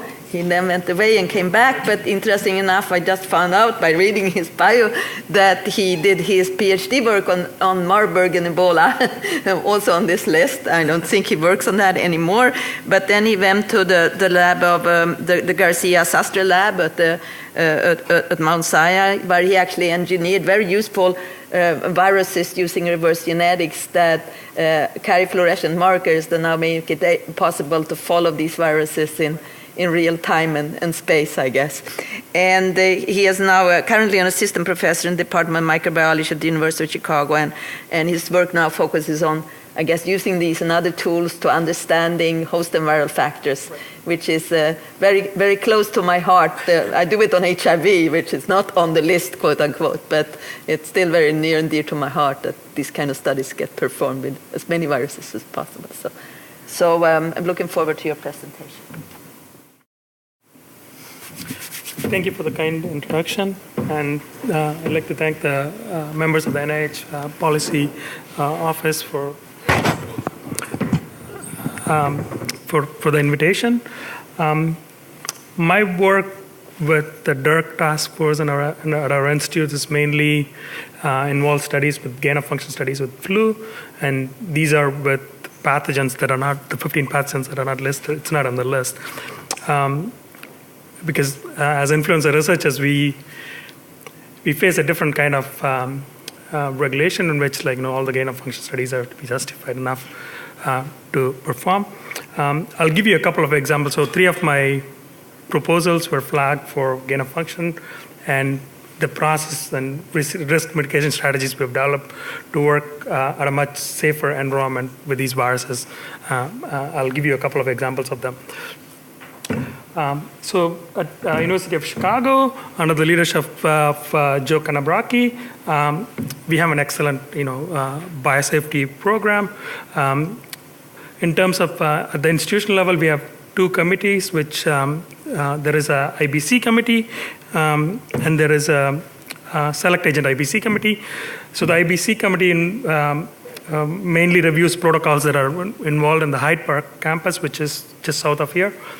And the select agent IBC committee reviews protocols that are done, work done at the Ricketts lab, which includes both BSL-2 and BSL-3 agents. So we keep them separately.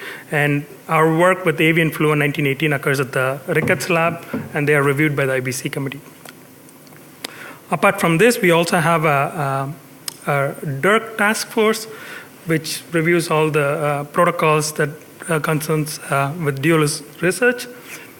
However, the flu gain-of-function studies, which involves pathogens that are BSL-2 pathogens, not the H5N1 or 1918, which are not part of the 15 agents that are on the list by the NIH.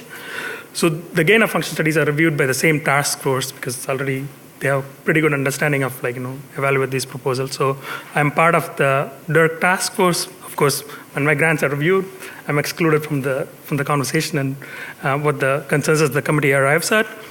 I'm also part of the IBC as well as select agent IBC. So this is how the DURC governance works at U Chicago. As mentioned before, when we're preparing grant proposals and stuff, if we try to propose any gain-of-function studies, we try to include risk mitigation strategies in the proposal itself, and then we also start our discussions with the Biosafety Office, and the risk mitigation plans are developed in coordination with the Biosafety Office, I think, which is very important, I think. And also, U Chicago have moved into a web-based system where your research proposals, your MTAs, and other, if you want to order plasmids and, organisms from BEI. So everything gets monitored by this URA, which is our University Research Administration. So whenever you want to order a plasmid, the URA sends an email to Biosafety, and it's regulated at the Biosafety Office. Are these PI allowed to work with these pathogens or not? Okay. Then we also, my grants, which were submitted in 2010, were actually flagged in 2014 by NIH for gain-of-function studies. And then that was my first experience. This was a proposal that was submitted before the gain-of-function POS policies were initiated, and I'll go through them in a little bit.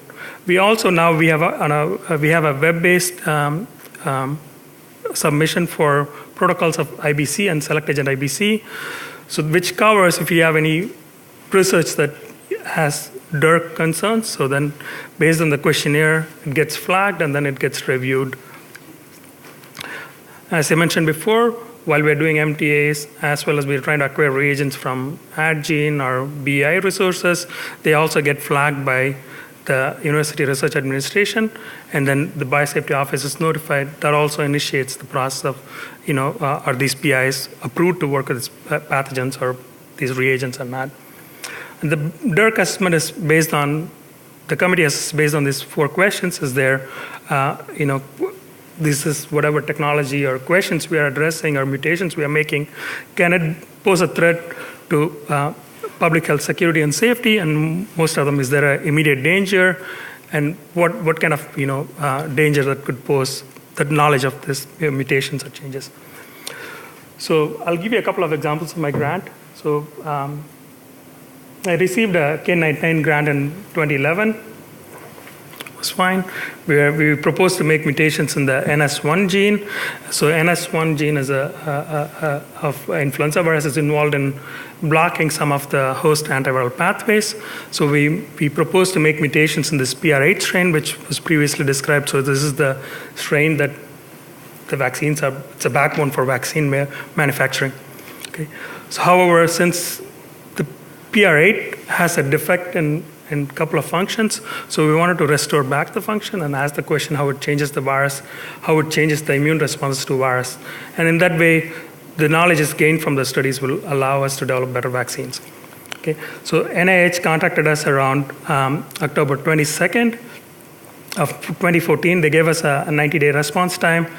So once we got the email from NIH, we started to work with the assistant biosafety officers to come up with why is it okay to work with this pathogen, why it's okay to make those mutations. So that's that's when I started to think about risk mitigation strategies while working with these pathogens.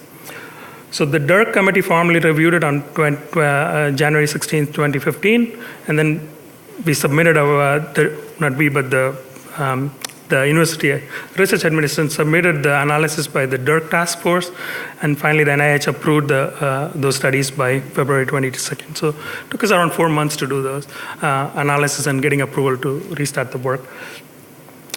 So the justification we gave for the NIH was that, first of all, this is a vaccine strain, and also the PR8 strain has been passaged in mouse for 300 times.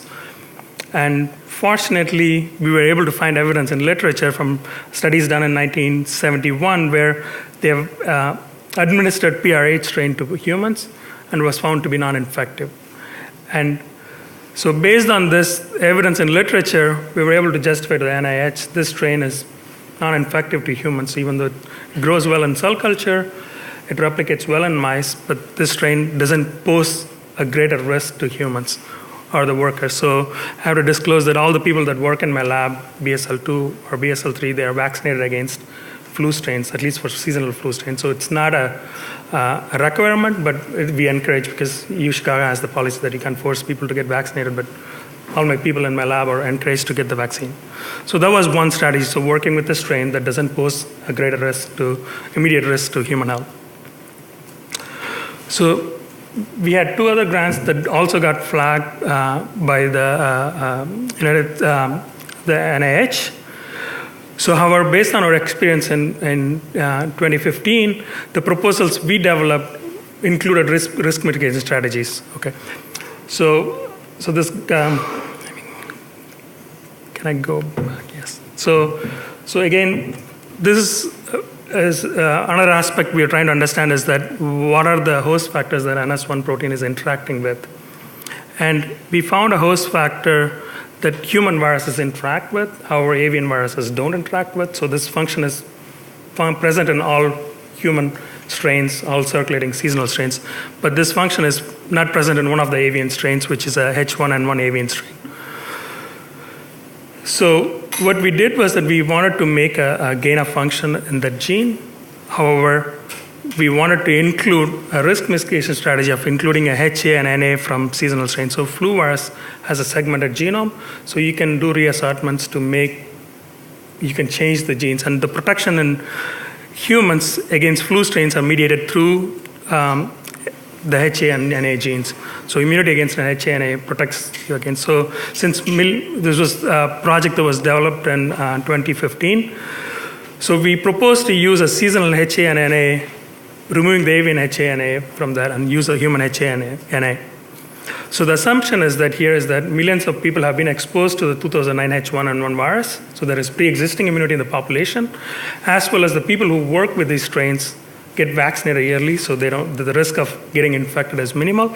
So that was a strategy. However, this time we had only 15 days to respond to NIH. So we started the discussion with the Biosafety Office, and the Biosafety Office, and after meeting with the DURC task force, they recommended that I use a PR8 HANA, which is non-infectious in humans. So we changed the proposal that we will be using PR8 HANA instead of the seasonal HANA, and NIH accepted that it's a reasonable risk mitigation plan, and the project was approved in March 2019, so it's a couple of months.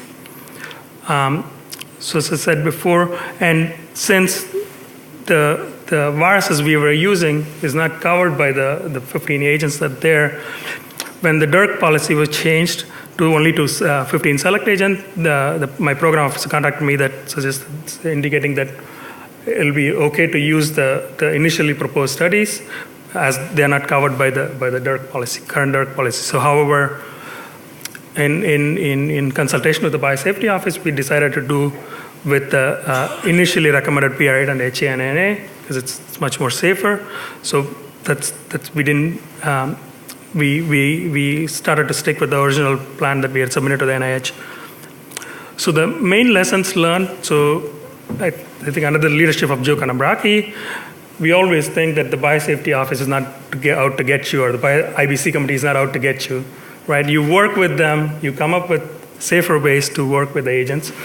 And one main thing I learned was that when I got to University of Chicago, there was nobody else working on flu strains, so there was also new to them. So as it's part of an education process that you engage them with dialogues, and then you come up with plans to do research in a safer way. And also every strain of flu we work with, or any other pathogens we work with, so the first thing we do is we prepare an agent profile form, which basically lists the details of the agent itself. So it's a seasonal strain, so it's a seasonal strain. So what are the options to protect against the seasonal strain? So we have vaccines, we have antivirals that will protect. Are the strains sensitive to antivirals or not? So those detailed information is captured in the agent profile form. So we do the same thing for highly pathogenic viruses. So they are captured in this agent profile form. What are the potential risks? What are the symptoms of disease? And we also have a very good health watch program. So where if you're working with a pathogen, BSL2 or BSL3, if you disease symptoms that are related to that pathogen, then you report to the PI as well as to the Biosafety Office. Then we come up with plans that, put them on antivirals or not. That's determined by, in consultation with Dave Petrak, was here yesterday, who's part of the Select Agent IBC chair. So he makes the decision, are they potentially exposed to the pathogen or not? Can they be put on antivirals? So those are the steps we do. So at U Chicago, we have this culture of you got to work with the Biosafety Office, having a good dialogue, and what are the new agents you are thinking about working on, and developing a safety protocol as health watch protocols. I think it helps better understand the pathogen, because flu viruses can be, as I said, PR8, which is completely non-lethal to humans, and you can have 1918 and H5, which are on the extreme spectrum. So it's important to educate the community on what type of strains we are dealing with, and then we can develop a better risk mitigation plans. So I like the idea of having a DURC review initially at the institutional level, because then you have a face-to-face meeting with the biosafety officers, and you come up with the risk mitigation plans.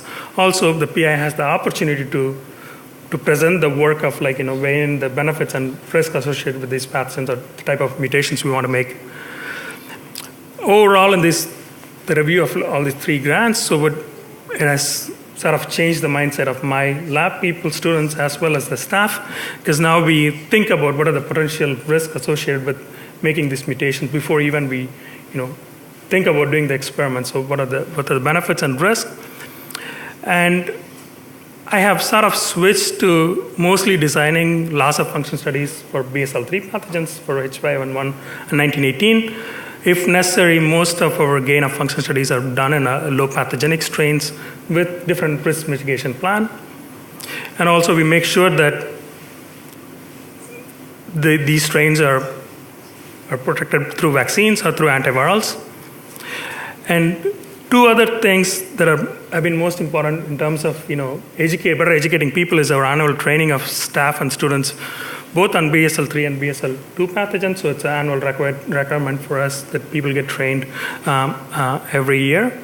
And the one thing that Joe also mentioned, that the ethical code of conduct review, in-person interviews, we do it annually for people who work with select agents. So I meet with Joe, we have an informal conversation, what are the things that are working, what are the things that needs to be changed. So, and also by having having you sign a form that you will follow the DURC policies and required policies, I think makes us people a little bit more responsible. And we also have a open, honest system. You don't penalize if they have made a mistake, you don't penalize people, but you should encourage people to come forward with their plans and stuff.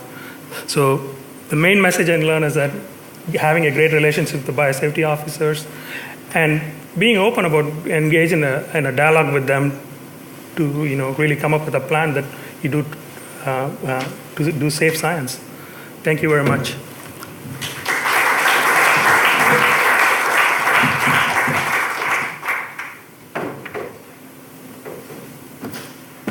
Thank you very much for that nice presentation. So our final presenter, before we open up this discussion, is Dr. Daniel Perez, who is a seasoned senior investigator, let's put it that way. And he's originally from Argentina and has been working on molecular virology on flu for most of his scientific life, first starting with a PhD and where he also worked on bovine diarrhea. Is that true? You worked on? Yeah, in University of Lincoln in Nebraska, and then going to the Webster lab at St. Jude's, and then running his own lab at University of Maryland for many years, and now having moved rather recently to University of Georgia in Athens, where he continues to do these studies. And as probably most of you know, he's made very, very important contributions to our understanding of the molecular virology of flu, especially avian flu strains, over the past 20 years or so. Almost 20 years. And so it'd be very interesting to hear his experience, since he has experience both before there were such a thing as select agents at DURC, and also at both University of Maryland and now in Georgia with living with DURC. Thank you. Looking forward to your presentation. Thank you very much, and thank NIH for the opportunity to mention some of our experience in the lab. You can tell that I'm a seasoned investigator, because if I was an assistant professor, I would probably be wearing a jacket and a tie. My jacket is too old to be worn. So anyway, I moved a couple of years ago to the University of Georgia, and this is kind of the digested version of what happens during the process of an IBC registration or protocol submission. In Georgia, we are required to, within the form, to address the 7 questions regarding the potential or the DURC potential of the studies that are going to be proposed. If those are identified by the PI or not. So during the IBC discussions, if the PI has not considered his or her research to be DURC, the IBC still will discuss it, whether there is some DURC potential here. And if that's the case, either way, it will be the ICDUR will refer the protocol to the IRE. This is a subgroup within the IBC. And if it is considered DURC, the PI will be asked to develop risk mitigation plans, and this is something that is developed in coordination with the Biosafety Office. In addition, if the project is already funded by the USG, those DURC review findings and risk mitigation plans will be communicated by the Office of Biosafety to the USG. And there will be also an implementation of, within the risk mitigation plans, education and training on DURC, and the review of the mitigation plans annually. And there is a requirement. I'm not sure at this stage whether this is a USG requirement or something the UGA has decided to implement. They would maintain records of education and training on DURC for 3 years past the life of the research project. And if there are any changes on the status of a DURC project, the Office of Biosafety will communicate that to the funding agency. So that's the kind of the policy. Now, in terms of the personal experiences, yeah, there are like maybe 3 chapters in the way I see this or I view DURC. That was after 2005 with the reconstitution of the 1918 H1N1 and the comments or the criticism from positive or negatives regarding the work or the resuscitation of the 1918. So that I guess in the flu field that helped us put our own work in perspective in terms of what to consider for future studies, particularly if we were interested in modifying the virus in ways that would make them more transmissible in my case or more pathogenic in other cases. Certainly there is a before the H5N1 transmission publications because as I mentioned yesterday, when the H5N1 bird flu strain emerged in Hong Kong in 1997, the number one question that we were all asking ourselves would be, would this virus become pandemic? And what is needed in the virus to become pandemic? How these viruses are going to transmit? If it gains the ability to transmit by respiratory droplets, what type of changes would the virus undergo? And can we anticipate those changes in a way that will allow us to perhaps implement better intervention strategies, develop vaccines that would be more effective? As you know, influenza viruses mutate all the time. Mutations that may affect the transmissibility of the virus may also affect the antigenicity of the virus. So if you're making a seed stock of a vaccine, if you're making a vaccine today for a virus that does not transmit, the vaccine itself may be useless against the virus that does transmit. So understanding the basic mechanism of transmission is key to develop strategies that will alleviate the impact of a pandemic strain. And certainly after the H5N1 publications, what I decided to do in my own lab, and so I'm talking about my own experience, is that I discuss with the members of my lab the experiments. We discuss whether those are already included in IBC registration.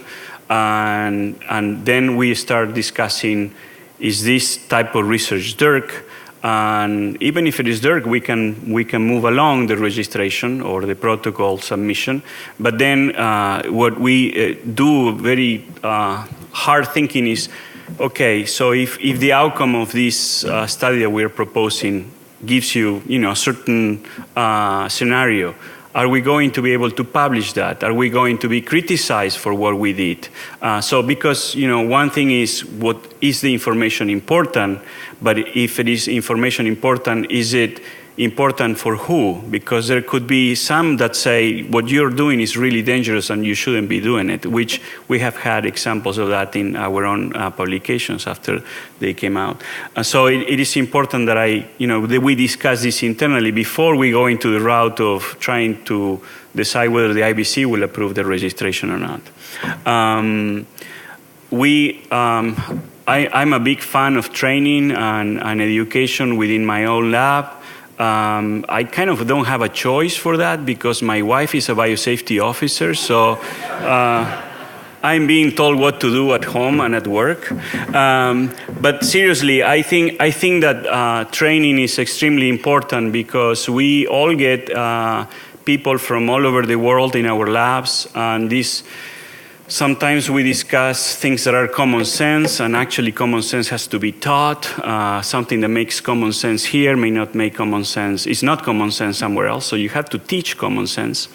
It is important, in my opinion, that we follow up, not just, right now, and I hear some of you talking about in your own institutions a requirement for training, particularly DURC training. Some of you have an annual training program. Some of you have online training programs. The labs are very dynamic. People come and go. You have always new people coming in. You have to make sure that everyone is in the same page. And something that is happening at UGA and since the past 2 years that I've been there, is that there has been an increment in the number of lab inspections, but done on purpose. This is not to find deficiencies. This is not to say, oh, you're using the wrong trash can or you're not using the right biohazard bag. I mean, in addition to those things that the biosafety officers are trying to see, there is also a training component to it, and trying to understand whether the personnel in the lab actually knows what the PI is proposing in his or her IBC registrations. I think that's very important because we are all humans, and sometimes when we put an IBC registration, I think we're going to tell the IBC exactly what the IBC wants to hear from us. That doesn't necessarily translate into whether the personnel in your own lab are doing the things that you say you're going to do. And I think it's very important that biosafety officers kind of follow up on that, see what level of training people have, see whether there are new person that just came a month before and is not aware of really what is going on. A new student in the lab may not be aware of what really is going on in the lab. So this part of the training component, I think, is very important. And I think in the case of UGA, I think that is a good idea that is included in the lab inspections. And this is not just for the labs that have a DURC registration. This is for every lab, from those that have a BSL-1 level research to those that have, that are doing DURC research. So, how I came involved in all of this in my lab early on, just to put this in context. In 2003, I have an NIH grant that the title says it all, Transmissibility of Influenza Viruses. So in that proposal, what we propose to do, the hypothesis behind that is that poultry species actually act as an intermediate host that promote the emergence of influenza viruses that can replicate better in mammals. Examples of that abound, these H5N1 viruses, these H7 and 9 viruses that we hear now about, H9 and 2s, which are kind of the progenitors of the H5N1s and the H7 and 9s. All those have a common origin, and that's in poultry species in Asia. And we've shown that indeed, if you take a virus from a duck and you adapt it into a chicken or a quail, those viruses do have the possibility to replicate much better in mammals. Now, we find mutations. Some of these mutations are related to mammalian, what we call mammalian adaptation. Indeed, these bird species do provide an environment where the viruses can change. When that grant was submitted and approved and funded, there was never an issue regarding the dual-use research potential of these type of studies. Later on, we were funded by another U.S. agency on transmission of H9s and H7s in mammals. And essentially, I mean, I know it's a lot of text in there, but essentially, what we're after is the minimal set of changes that can happen in a virus to make it mammalian transmissible. As you're probably aware with the H5N1s, before the H5N1s, before these studies, the questions were how many changes are needed? 1 change, 20 changes, 5 changes, no changes. So now we know that the number of changes that are required are very, very small. And in the case of the H7 study that we did, the hemagglutinin, which is the major factor in the generation of a pandemic virus, in the case of our work with the H7, the hemagglutinin has no changes. So that means that there are viruses out there that have in the HA, has everything that they need to be potentially transmissible among humans, although ferrets are not humans, is that right? But PRA does not replicate in ferrets either. So that's why we did what we did. I think it's important. Some of the criticism that this type of work has had is that, you find a set of mutations, and those mutations may not necessarily occur in the viruses that are in the field. And I do not disagree with that thinking.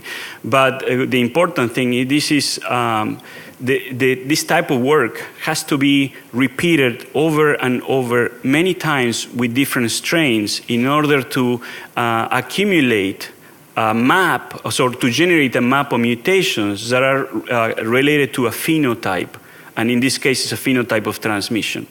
I want to emphasize that if there is no transmission, there is not pandemic flu. Okay, so we need to understand transmission. If we really want to be prepared against pandemic influenza, we really need to understand the mechanism that lead to transmission of these viruses. There is not a lot of ways around it.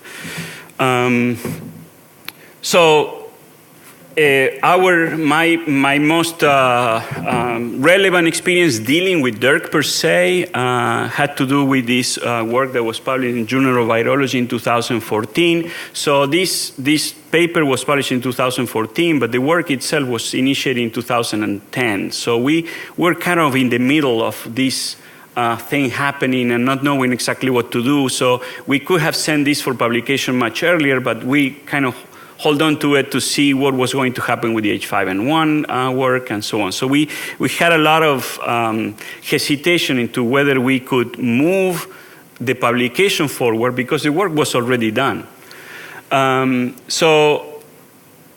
Before we submitted the paper, remember this had already IBC approval, okay? And in no instance before the H5N1 controversy, we had any indication from the IBC that there were concerns about what we were proposing to do.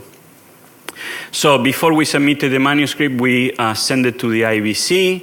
I specifically indicated in my along with the submission of the manuscript to them that I thought that this would be flagged as Dirk, and I wanted them to tell me whether this was Dirk or what, in their view, this was going to be. So the IBC came back to me, and I kind of put. I don't think I had an initial slide that had put verbatim what the IBC said, but what they consider is that yes, this has dual use potential, but they were not considering this to be a dual use research of concern. And it's funny because in an email I asked again, "Are you sure?" Are you sure? Okay, fine. So they said, no, we don't think this is Dirk. Then I submitted the paper to the program officer in NIH, and she came back to me almost immediately, and she said, this is Dirk. Okay. So I said, do you want me to ask the IBC again? I said, yeah, well, you can ask the IBC again if you want to. Informally asked the IBC, and she said, we stand our ground. This is dual use research, but this is not concern. So anyway, the NIH considered this to be Dirk and suggested within the risk mitigation plans, basically a communication strategy to kind of emphasize the benefits of doing this research, that we understood the risk, but the benefits of this research. So we kind of modified the manuscript a little bit to emphasize the importance of the research a little bit more. And we submitted to the Journal of Virology. Journal of Virology saw this as Dirk. They assembled a Dirk panel ad hoc, and they made minor suggestions to the manuscript to enhance the significance of the findings. A note here is that one of the reviewers actually wanted us to redact the paper. So in the paper, we show the phenotype. We show that we can have a virus that is more transmissible, and certainly we use next-generation sequencing technology to look at the mutations in the virus. That's how we realized that the HA had no changes, but we also found other changes in the internal genes of the virus. And one of the reviewers says, well, perhaps it's not a good idea to publish the mutations. And we kind of argue with that because I thought that it was of essence to understand the mutations. You know, so we basically kept the mutations in the paper, and it was published as such. So there was no reduction.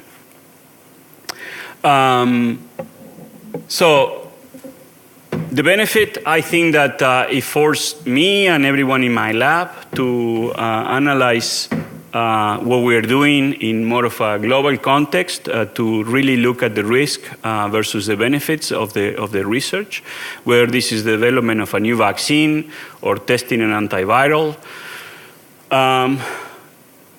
It's been covered before, some of the challenges, and some of you in the audience have already addressed these.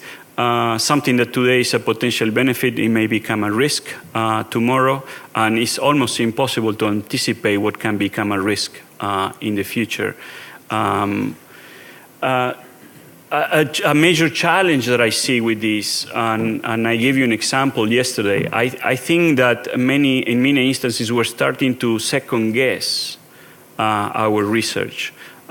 Should I do this? Or, you know, regardless of whether the question is important or not, regardless of whether the information that we can get from that research be really fundamental to understanding the biology or the mechanism of virus replication, transmission, etc., we're starting to think, well, what if I get it? What people would do with my information? I think that's not good for science. I mean, I think we should state the facts. I think we should do the research and emphasize the benefits of this research. We're providing information, again, on fundamental aspects of the biology of these pathogens. And I think we should not have to second guess that. But that's, again, my personal opinion. Has the policy fundamentally altered the way you think about your approach your research? Definitely. There are some things that I'm not doing anymore. I'm not doing any of these adaptation studies that I was doing. The gain of function research in my lab is not going anywhere. It will not go anywhere. We are not doing any more work like we used to do, although I think it would be very important to do. We're not doing any of that. We're not even proposing to do any of that anymore. So in many ways, I think we're doing things that are very relevant, but when it comes to understanding transmission, I think that some of the stuff that my lab is doing is kind of beating around the bushes a little bit. You know, instead of addressing the main question front and center, we're kind of going sideways to address some of these questions and give some indication, oh yeah, this is important, or yeah, that's not important. But in the end, if we really want to understand how the virus transmits, we would have to create a virus that does the transmission. And in an animal model, you know, I cannot get any graduate students to volunteer for this, to be exposed to these viruses. So they told me that they don't want to become the subject of Dirk. So I think that there are fundamental questions that we probably could be addressing that we are not addressing. Again, it comes to the point of, even if you get approval from your funding agencies about doing certain type of research, down the road, will you be able to publish this research?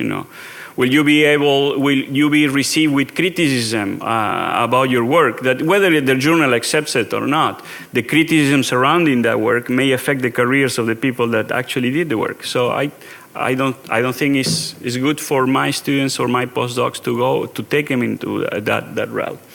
But certainly with challenges, there are also opportunities. So there are other things that we are forced to think about and be more creative, and we're trying to take advantage of those opportunities in the lab. I think that's it. I don't have anything else. Before I finish, many times we refer to the 15 agents. Sometimes we have the 15 agents, the 7 experiments. What I would like to ask everyone about the 7 experiments, do not call them the 7 deadly sins. You're already demonizing something those are valid research questions, okay? So those are very important. But if you call them 7 deadly sins, you're already demonizing the research. And that's not good for science. So that's it. Thank you. Well, thanks for that very good and thought-provoking presentation. So I hope with that we're going to start a discussion while I'm over here. So before we start, I kind of want to pick up. I'm not going to call the 7 questions what you just said, because I believe that it's important to just call them the 7 questions. But I would like to. Can you hear me now? Pull it closer. Oh, put it close. There. And tip down. Tip down. Even closer? No. Okay. I would like to ask the audience how many research scientists do we have out there that are working on the 15 agents on the so-called list? So can you raise the hand? Okay. And how many people are not working on those 15 agents, but are still being asked by their institutions the 7 all-important questions? And maybe we could talk about whether we think that's good or bad and what that has done to you, if any of you have comments on that. But first, I just want to open up if you want to comment specifically on that, we can entertain that. That's a great entree to something that popped in my mind when Dr. Earhart was talking, actually, and that is that I used to think that the 15 agents was good, but the 7 questions was better because it broadens, our thought process about what potentially could be DURC. But it occurred to me, and I went back and I just read those 7 questions, that detection is not indicated in any of those questions. And so your research that related to bacillus anthracis detection, I think was caught probably because it was on the list, right?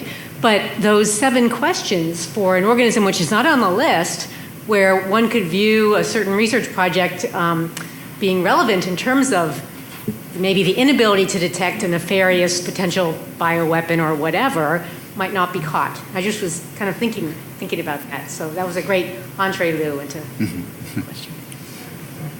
Yeah, personally, I actually think that when I first was asked that, because I'm not working anywhere near any of the 15 agents, I thought that, well, why do I have to answer those questions and maybe even think about some of the stuff that's not on the list? And the reason I think it's good if it doesn't generate a whole lot of extra burden on me as a PI is that I actually think that it's good to reflect on these things once in a while. And that's why I think there was a theme in all of your presentation that actually tried to pick up on some of the potential benefits, and that is again going back to the culture of responsibility and also I think trust within the institution, because even though I don't work on one of the 15 agents, I work on HIV, and that originally generated a lot of suspicion from surrounding labs that what are they doing there, and by working with educating the people in my own lab and labs surrounding me and working with the IBC committee and so on,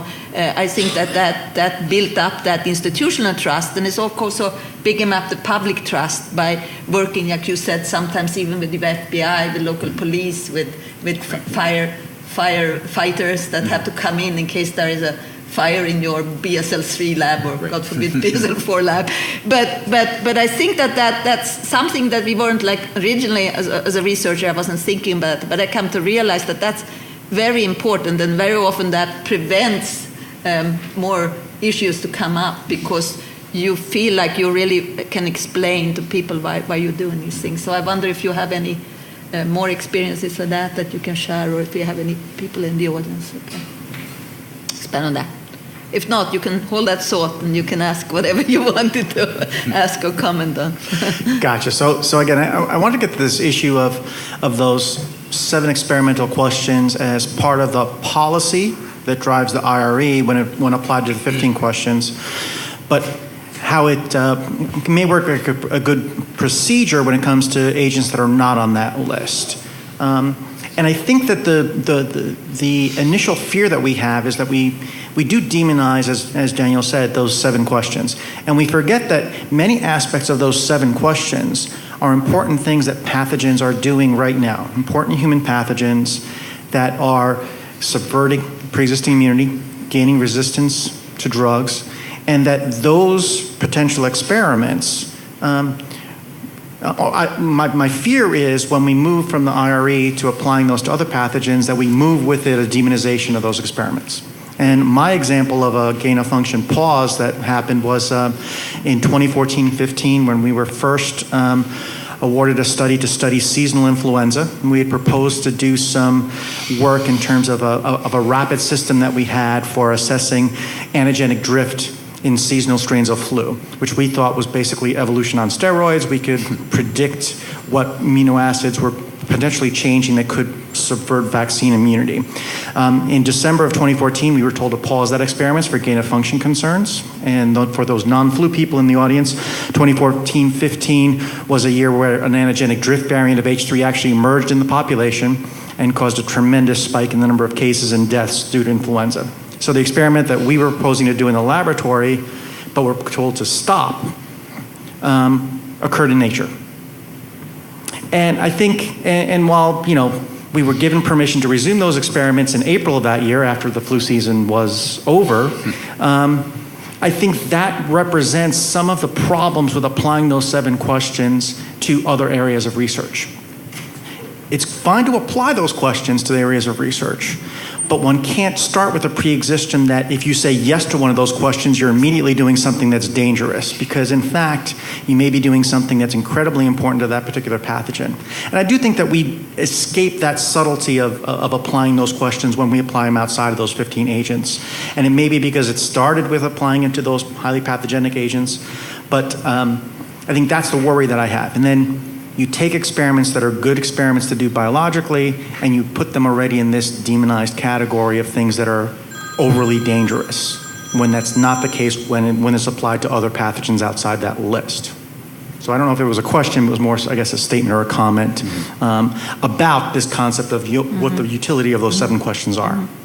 That was kind of why I wanted to bring that up, because I think there is a positive aspect to that, but like you said, there could also be a negative aspect to it if it gets demonized. And I have struggled with some of those questions since I don't work on one of the 15 agents, but I clearly work on HIV, which is a pathogens, and where we actually regularly do experiments there's something called the Coffin's razor, which is in order to show that something is functioning as a drug against HIV, you actually have to make it resistant to the drug. Otherwise, nobody will believe you that it's actually a good and specific drug. So those are examples where I tried to, twist it into being good, like I said before, was that I was trying to think that it kind of made me think more carefully about what I do and maybe open up some new experiments and doing them in different ways, and certainly making sure that I communicate.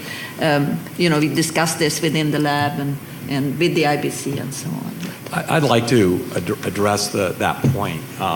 Because we at the University of Florida do put those 7 questions at the top of our IBC submission, and it's not a demonization, it's just asking for information, and we obviously don't apply the same rules to the non-15 agents when somebody checks that off. I think just asking people, that's not an undue burden, because I would imagine that it takes the average PI about 1 minute to run through that list going usually no, no, no, no. And if somebody does check yes, then we can have a conversation with them about making sure that appropriate safeguards and awareness are in place. I kind of got a sense from the previous comments that just asking the questions brought up a negative atmosphere, and I very strongly disagree with that. I think open discussion and piquing people's brains to make them think about what they're doing is not a bad thing.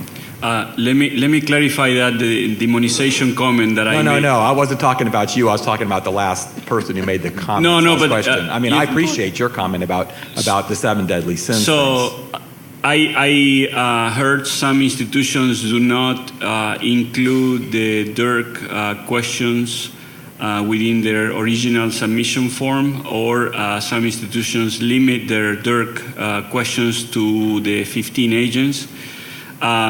Personally, I think that the DURC, an initial analysis by the PI of whether the research is DURC or not, based on their own assessment, and whether it includes the 15 agents or not, that's good policy within the institution. I think that should be implemented as a policy. It doesn't take much time from the PI to really address questions that other people may be concerned about and you're not thinking about. So I think that's good practice. The demonization comes from venues like this, when we, sometimes loosely say, the 7 deadly sins, and we're not doing ourselves a favor if we call them like that, because again, like Andy mentioned, those are very, very important questions that we need to address. As an example of sometimes the limitations in the lab of that, when the initial neuraminidase inhibitors were being tested against influenza and see whether resistant strains will emerge, there were a few studies that showed that there were actually resistant strains emerging, okay? But for the most part, those resistant strains were not better than the wild-type strains. So the notion was out there for a few years that it was going to be very difficult for flu viruses to overcome resistance to the neuraminidase inhibitors because there will be a loss of fitness. And the flu virus is better than us. It proves us wrong, okay? And we have neuraminidase inhibitor resistant strains circulating in the human population. So we work in the lab within the limitations and the constraints of the lab, but still we need to address questions like that. So Dennis Dixon again from NIH, and I wanted to pick up on a point that Daniel Perez made, and it dealt with the concept of differing opinions on whether something was DURC, whether that be the funding agency or the PI or a reviewer. So the fact that you had 3 different instances of disagreement, I think, brings up the point that came up during the development of the guidelines by NSABB, and that is the most important part of the whole process is having the conversation. And when they had focus groups to try and come up with what DURC is, I don't think there was a single instance of 100% agreement on a particular project. And that concerned the NSABB at first, and they kept going through this again and again and again. There was always a consensus. And I think the point that one came to a consensus was the conversation becomes really important. So there have been instances when internally and even with the community when we're talking about a particular project, I said, perhaps more important than is it DURC or isn't it DURC, if you're having this much difficulty making a decision, it tells you there's something about that project that requires special attention, special management, and special risk mitigation. So the most important thing from my perspective is those latter aspects rather than the binary yes or no. It's, well, this is really close, and the definition is a human definition. So it's not like something where you have a pH meter to tell you if the pH is correct. We don't have a DURC meter that can be inserted into the equation and tell you absolutely this is or is not. So I think it tells you you're close to something that needs more careful attention. Yeah, I agree. Like Dr. Ellis said yesterday, the key word in that is the C for concern, which is a subjective term. I guess what I was trying to say here is that before we make any submission to an IBC of a project, we spend time thinking what is going to be the path that this project is going to take because because this is subjective. I don't want down the road to tell my student, you know what, we will not be able to publish your project because there is certain opposition to it, or too much concern, not from the NIH, but from the journals. So that's where I'm trying. I think that we need to try to avoid that. But the thing is that doesn't make the research question invalid. I think still is maybe relevant, but you may be having a very hard time putting it out there once you have completed your project. And that's my C for concern there. Thank you. So I've really enjoyed your presentation, Dr. Perez, and 3 comments. So I hope that's not excessive, ending with a question. But the first is I love your statement about recombinant DNA registrations being available to lab personnel. And I've kind of been on a bandwagon about this. IACUC requires this, of course. IACUC registration, all the information has to be, for animal welfare, has to be available to all of the people in the lab who are working with animals. Similarly, it should be available. So I agree with that. We're implementing a new system at Duke, and once it's in place, we will bring that requirement to bear. The second comment had to do with the 7 questions, which we love, okay?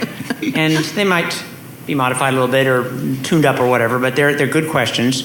They do take us down some blind pathways. And I mentioned you adapt a virus to a cell line, it's going to get attenuated, but you do it all the time. That's what we do. But nonetheless, they might be modified a little bit, but they're really good questions. So the Duke IBC did put them on our registration form in 2005, and since that time we've received a little over 1,000 registrations for recombinant or synthetic nucleic acids, ROS, whatever you call it, registration. We've received those registrations, and I think I'm correct in saying that only once have we had meaningful, useful, dual-use research identified by the PI in that fashion, which says something about the global state of the. I don't think they really understand what we're going after. It has not, in our case, and in that same period, we've reviewed several dozen registrations. We've thought, at least as a committee, we have thought together about dual use. In many cases, we just thought about it and left it be. In some cases, we've actually talked and done various things. So several dozen have come to us that had real questions, that were meaningful questions. Only one identified. The one that was identified was an investigator who had already been reviewed by the NIH for gain-of-function research. So it's kind of obvious that he wanted, and he said, I don't have it, because they said I was fine. So it was like the only meaningful comment, helpful comment. So it hasn't, something's missing, and I think that has to do with that culture or that education. We need more than just the questions. It would be worth asking, as we think, and again, I'm sort of now looking back to Catherine and the OSP, NIH OSP. NIH guidelines are not very helpful right now in terms of a lot of these questions about dual use, about requirement that lab personnel know what they're registered for. Just a simple thing like that. We're required to reveal a lot to the public out there, to everybody in the world, about our minutes and so forth. A requirement for lab personnel to know the registrations doesn't seem it seems like a reasonable place to move into. And then the questions in the dual use do the NIH guidelines include a mandate for dual use? Are we supposed to be thinking about this? Just some guidance on that. So I don't know if Catherine's going to comment or if anyone from the NIH OSP is going to comment on some of these questions. This is the interaction between the NIH guidelines and the dual use. But a great talk. Thank you. The point that Daniel made, lab people should be aware of what is in the protocols and stuff. So UChicago, since we moved to a web-based system, every personnel who works on that project has to acknowledge that they've read the protocol and they know what pathogens and what are the measures, like Health Watch and stuff is listed there.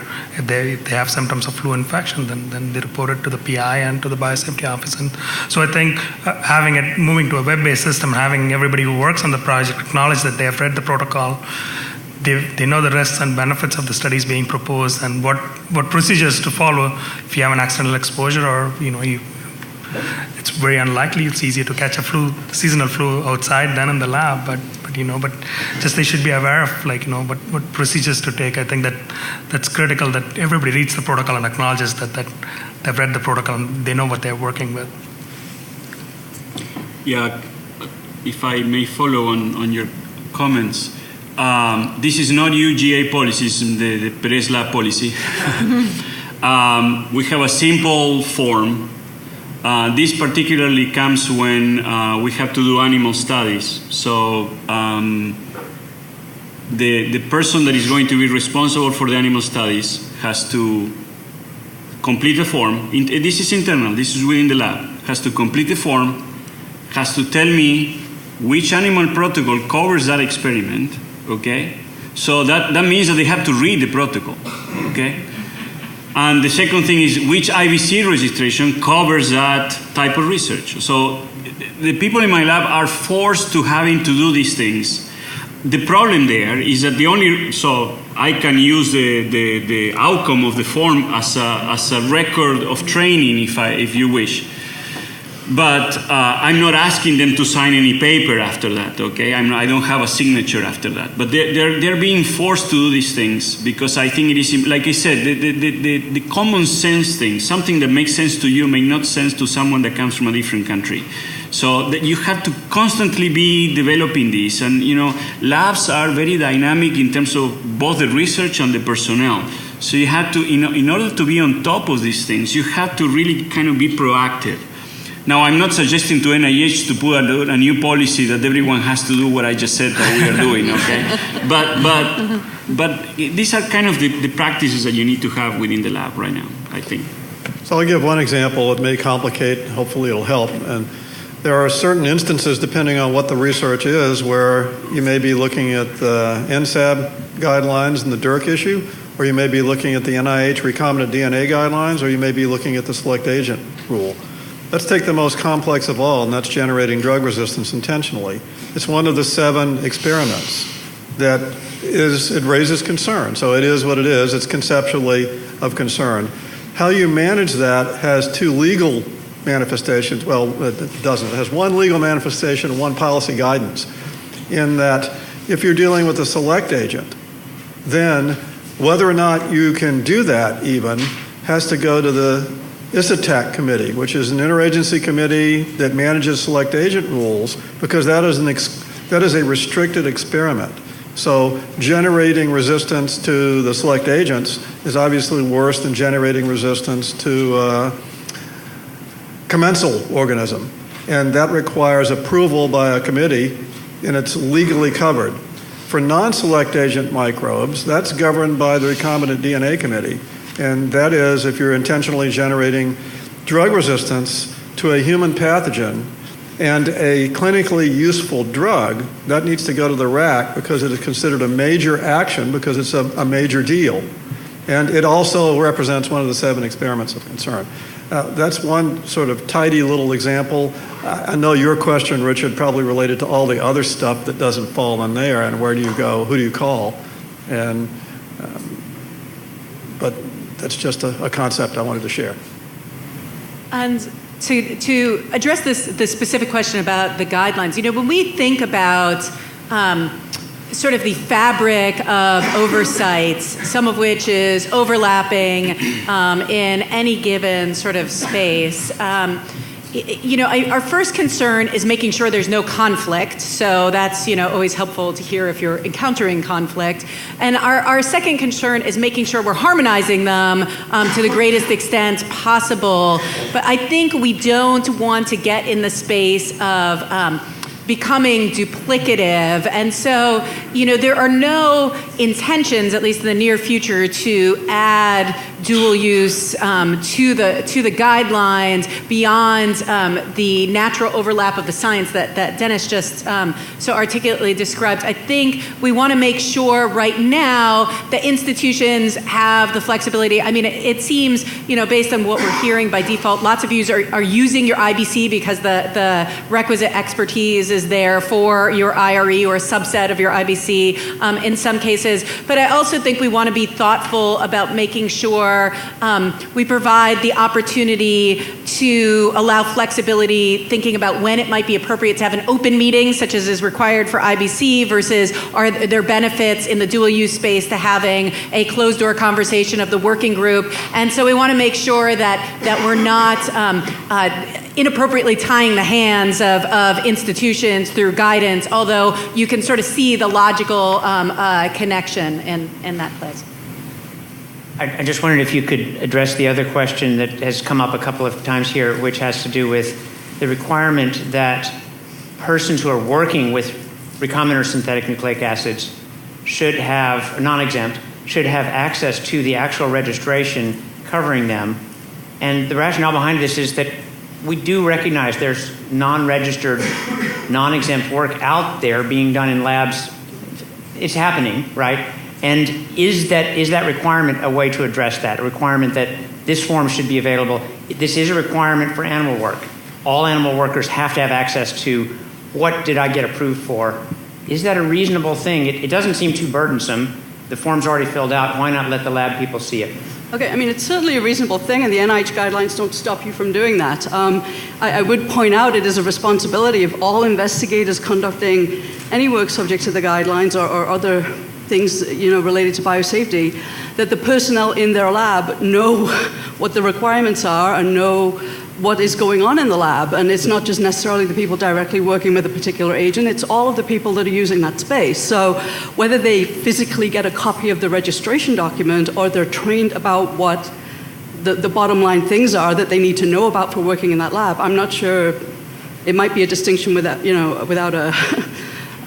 so to say you must get a copy of the registration document, I'm not sure that's something we have to put in there in order for you as an institution to do that. I think that the key performance standard is having people know what they need to know to work in the lab safely. So we heard a little bit about how these regulations can make PIs and labs not do research that they would seem important to do, but they're just staying away from it because of delays and funding issues and maybe sometimes dealing with the burden of all these regulations. So I was interested in just knowing how that has affected your international collaborations and your competitiveness, so to speak, with the international field where the regulations are sometimes there but definitely different. So can you talk about that a little bit? Well, my international collaborations do not include any DURC type of research, so I'm fine. But I do want to say that, as I think Adolfo mentioned earlier, I feel that some of our competitive advantage that we used to have is being lost because we are not able to do things with the speed that the urgency of the time really requires, and other groups outside the United States are actually addressing those same questions that we could address. Let me tell you one little example of something that happened last year, I believe it was. I received a paper for review, in a paper that was submitted to a very good journal. This work was actually taking some of these H7N9 influenza viruses and reassorting them with human strains. So that would be a red flag all over for us. Is that right? They were actually making a potentially more transmissible H7N9. That's what they were doing. But they did it with the intention of making a vaccine. Now, in that vaccine that we're trying to make, I have no understanding from the beginning of the paper why they didn't do it on the background of the PR8, like Balaji mentioned. So they did not, in the first set of experiments, they said, we made this reassortant to make a vaccine. Now we realize this reassortant doesn't grow very well, so we're going to make it into the PR8 backbone. That's what essentially the paper. I think that what they were trying to do, and that's again my interpretation because the paper doesn't say that, is that they were trying to test whether this reassortant was more transmissible, okay? But it didn't happen. So then they went the route of the vaccine. Maybe they realized, well, maybe this is not good, so we're going to go into the vaccine route, so they make this virus. So in this paper, there was no indication that these viruses were handled under BSL-3 containment. There is nothing about the biosafety in that the manuscript. And it had a lot of red flags. It wasn't a research done in the US. And the interesting thing is that I think that out of the 3 reviewers, I was the only one based in the US. The other 2 reviewers did not bring any red flags on that paper. So if the journal would have chosen 3 independent reviewers, all of them outside the US, probably we would have had this publication already. It has not, to my knowledge, it has not been published yet. So, I wrote a letter to the journal saying, I said there is a problem with this, in my opinion, so then I had to write a letter about it. But, I don't know how many groups are working like that. I don't know how many researchers are doing the type of research that we hesitate in doing because of regulations. Again, not necessarily because the question is not important, because of the regulations and what may happen down the road with that type of research. So, I'm in favor of policies that enhance biosafety and biosecurity. I'm not so sure that policies that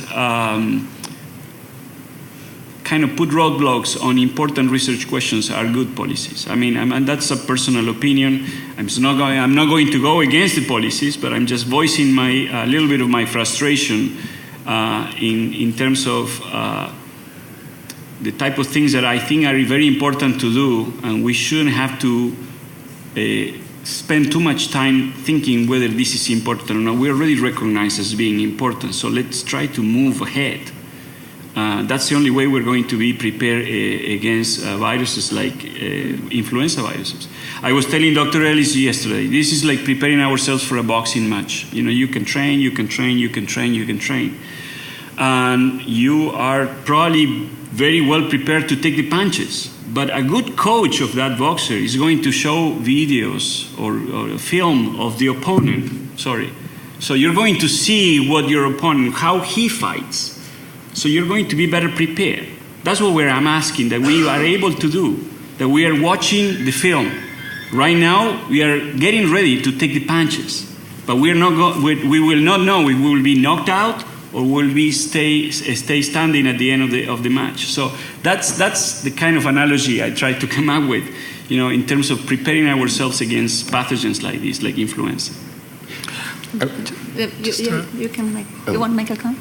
Yeah, just to echo Daniel's comment that I think in the long run we will probably lose the competitive edge to people in researchers in other countries, I think, right? If you have this restriction. Having said that, so what approaches we take is that we try to do it in you're preparing for the match, but you do it with the low pathogenic viruses, try to understand it better, but at one point you have to do it with the real virus to get a better understanding. You have to read the opponent, you have to read well your opponent so that you're better prepared. In case some viruses that pose a pandemic threat becomes pandemic, you're better prepared for it. I think some experiments has to be done in those background, and when you do mutations and stuff, you weigh in the fact that are you creating a more pathogenic virus or is it going to be similar level? Then you weigh in the risk and benefits of your experiments, like we do risk and come up with risk mitigation strategies. I think in the long run we would have to do some experiments that with agents that pose a potential pandemic threat. We can do basic experiments in say for level 2 pathogen, but some experiments would be helpful, and you'll be better prepared if you do it in the real agent, because in terms of flu, the virulence of the virus is the combination of the genes that gives the virulence. So you can do all you want in level 2 pathogen by doing reassortment in a lower risk mitigation, but you eventually have to do some experiments with the real agent. And I would say for us, it's almost the opposite problem in that our international collaborators are co-PIs on the project actually, so they have a really rigorous IBC, but DURC is not on their radar. And it's funny, we had a project kickoff meeting where we actually had a presentation from our counterterrorism FBI contact, and so he was talking about different DURC issues, and our collaborators literally, said, "I don't understand, why is this an issue? I don't get it, you know? And so, you know, I think practically, you know, for our project, it does create, you know, I think, you know, me as the primary, and I think VCU, it kind of adds an extra sort of weight to that, because we do have to be monitoring. There's a professional sort of, you know, sort of DURC concerns haven't sort of reached everywhere. And so I think for us, we're sort of monitoring its education, and then it's also sort of real-time kind of monitoring and feedback, but sort of getting that, you know, issue. It was really interesting and eye-opening to me that it's not sort of standard everywhere. So we're almost out of time if we're going to have a break, so we can continue this discussion later, but maybe if you have a very quick question. Yeah, well, I was going to have a comment. I think one of the components that should be included in risk assessment that we don't do, but that's important, is to ask whether, if it's especially making a mutant virus, whether this mutant virus can also be made in nature, and what is the probability that actually, the estimated probability that this mutation occurs in nature. And I put one example. When the 2009 pandemic influenza virus came in, one of the experiments that we wanted to do is to see how much transmissible is the virus if we make a neuraminidase inhibitor resistant virus. At this time, there was no described resistant mutation for this virus, so we needed to go through RAC review at high level, and while it was in RAC review for 1 month, then someone described the mutation, and then suddenly you stop it. Now you can do it because it has been described in nature. But you don't need to find the mutation by sequencing to know that the mutation is in nature based on the mutational rate of the virus and the number of viruses that is around. So I think that's something that should be included, and perhaps give it a little bit of policy also in risk assessments when one is doing that, whether these viruses actually are likely to be already in nature according to the percentage of mutations and the amount of viruses that there is in nature. So in our risk assessment, we include that, like, if you want to engineer in mutations, these mutations may be occurring in nature. So we do analyze sequences and strains they carry these mutations already in nature. So we include that in our assessment also. Final question. You all seem to see benefits to going through the DURC review process, but you also clearly have some concerns about the implications of that process, including potential publication limitations on your decisions about what research avenues to pursue and about international competitiveness. So my question is a kind of broad one. What would you want to see happen to minimize those downsides that you have articulated? How would you want to see the U.S. government approach this issue domestically or in other ways so that you don't feel these potential disadvantages? You're looking at me? I can start.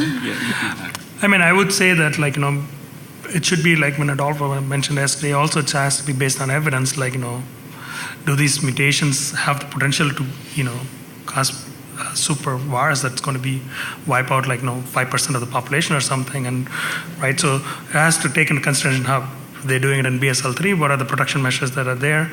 And so the risk mitigation plan I usually think of is how safe it is for my people when they're working with what is the chance of a virus being released and stuff, right? So the other aspect, we have the code of conduct, we follow the rules, right? If somebody wants to use that information for nefarious purposes, you can't stop that, right? So we also have to make an assessment, let's say we may find some mutations that increases transmissibility. How serious will be the impact of such knowledge for nefarious use? So that has to be done at the institutional level, and then once we prepare our response to the NIH, and it also gets evaluated at the NIH level. So I think that process works well, at least in my case, for gain of function studies. So we come up with a reasonable risk mitigation plan, weigh in the benefits, and what are the possibilities of such an agent getting out or somebody using it as potential pandemic, creating a super pandemic virus or something like that. Those always helps to formulate this is an allowable research. So that's I think the risk assessment DURC analysis at the institution level seems to be reasonable because we have face-to-face meetings with the BSOs, and it may vary. The evaluation may vary between institute and institute because the standards are different. Because some institutions just stick to the 15 agents, some institutes stick to all agents. So I think that has to be uniformed. I think at least for flu researchers, because the gain of function in seasonal viruses or other low pathogenic viruses versus 1918 and H5 mutation. So that has to be unified because. So I think having a discussion at the institution level, I think, and coming back with risk mitigation factors, and also I think doing it at the institution level because they are aware of like what is the infrastructure available to do this research and what are the safety measures being taken at the institution level. I think they have a better understanding. I think initial review at the institution level, then at the level of NIH, I think it's a good policy to implement. And also weighing in what are the potential risk. It's going to be like a really super spreader, or it's going to be a moderate risk or not. So it's my pleasure to introduce Dr. Jessica Tucker. Dr. Tucker is the Director of the Division of Biosafety, Biosecurity, and Emerging Biotechnology Policy within the NIH Office of Science Policy. In this position, she manages work on a number of policy topics that impact biomedical research. Dr. Tucker also serves as the Executive Secretary for the NSABB. Prior to our current position, Dr. Tucker was a Program Director at the National Institute for Biomedical Imaging and Bioengineering, NIBIB, at NIH. And she also formerly worked at the U.S. Department of Health and Human Services in the Office of the Assistant Secretary for Preparedness and Response. She holds a Bachelor's of Engineering in Chemical Engineering, which I find extremely interesting. I work with Dr. Tucker in the office and started my science path in pre-engineering physics, and now we're both here in the Office of Science Policy together. And Dr. Tucker, I welcome you to guide us through this second and final open forum discussion, which I hope that participants will utilize to kind of cement the lessons that we've heard and learned over the past day and a half of discussions focused on implementation of the policy, so that you guys can take home some, solid and concrete information back to your institutions. Thanks, Kevin.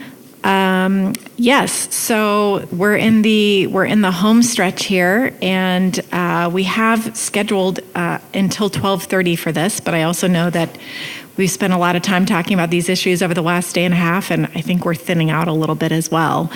But certainly want to make sure that we give everyone an opportunity to sort of share their thoughts and best practices and learn from each other through this discussion, since it really is intended to be about trying to understand, how your experiences with implementation have gone, and again, to share with your colleagues. So I guess, we just want to make sure everyone has a chance to talk about all of this. And I know we had 2 panels this morning, which may or may not have prompted new ideas, as well as over dinner conversations last night. I guess I wanted to maybe start with a little bit of the last panel, since obviously we heard from a number of PIs, directly impacted and sort of their experience with the DURC policy. But I wanted to make sure we had an opportunity to hear from the PI perspective any other thoughts that anyone wanted to share about how the policy has gone for you, at what stage you tend to identify these issues, if it makes you think differently about your research, or if it's changed, anything about these discussions in some ways prompted by these policies, if they have in any way changed, conversations or awareness that you've noted at your institutions. I think those kinds of experiences would be very interesting to hear about, if anyone has anything else that they'd like to offer in that vein.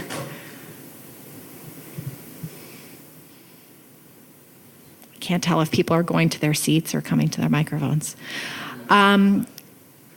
Again, I think people are tired. Yes, we have a taker.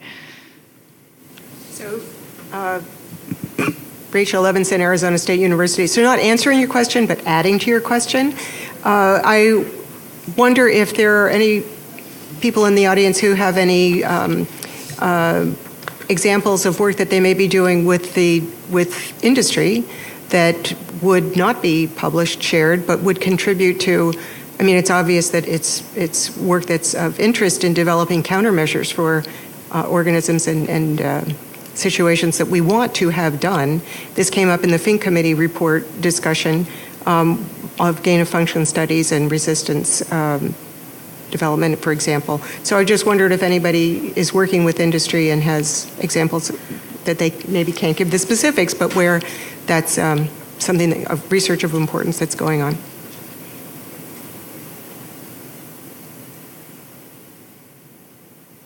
Or not.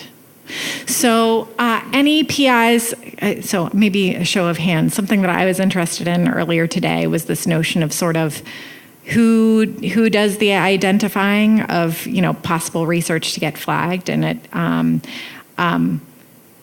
if people wouldn't mind sharing, how many PIs have sort of themselves identified this type of research to take to their institutions and IREs? Okay. How many of you have been contacted by your institution or IRA? Okay. Okay, well, if that's not an area of interest, I'll try another one. I guess another issue that came up a long time ago that I don't think we've really addressed in these conversations at the workshop yesterday and today was sort of the issue of how do you get the right expertise on your IREs? So we've talked a little bit about the kinds of people that people have chosen to put on their IRAs and things like that. But I know a long time ago when the policy was being developed that there was a lot of kind of discussion and concern about how are we going to find the right experts, what's the right kind of structure to manage this, how are we going to find people who can have these, who can provide us with these perspectives. And I'm not sure we've really heard about if people have had specific challenges with that piece of it in terms of getting the right expertise on your IRE. Obviously, we understand a lot of people are using the expertise, through their IBCs and things like that. But in terms of supplementing for kind of dual use issues, I'm wondering if anyone has anything that they wanted to share about that.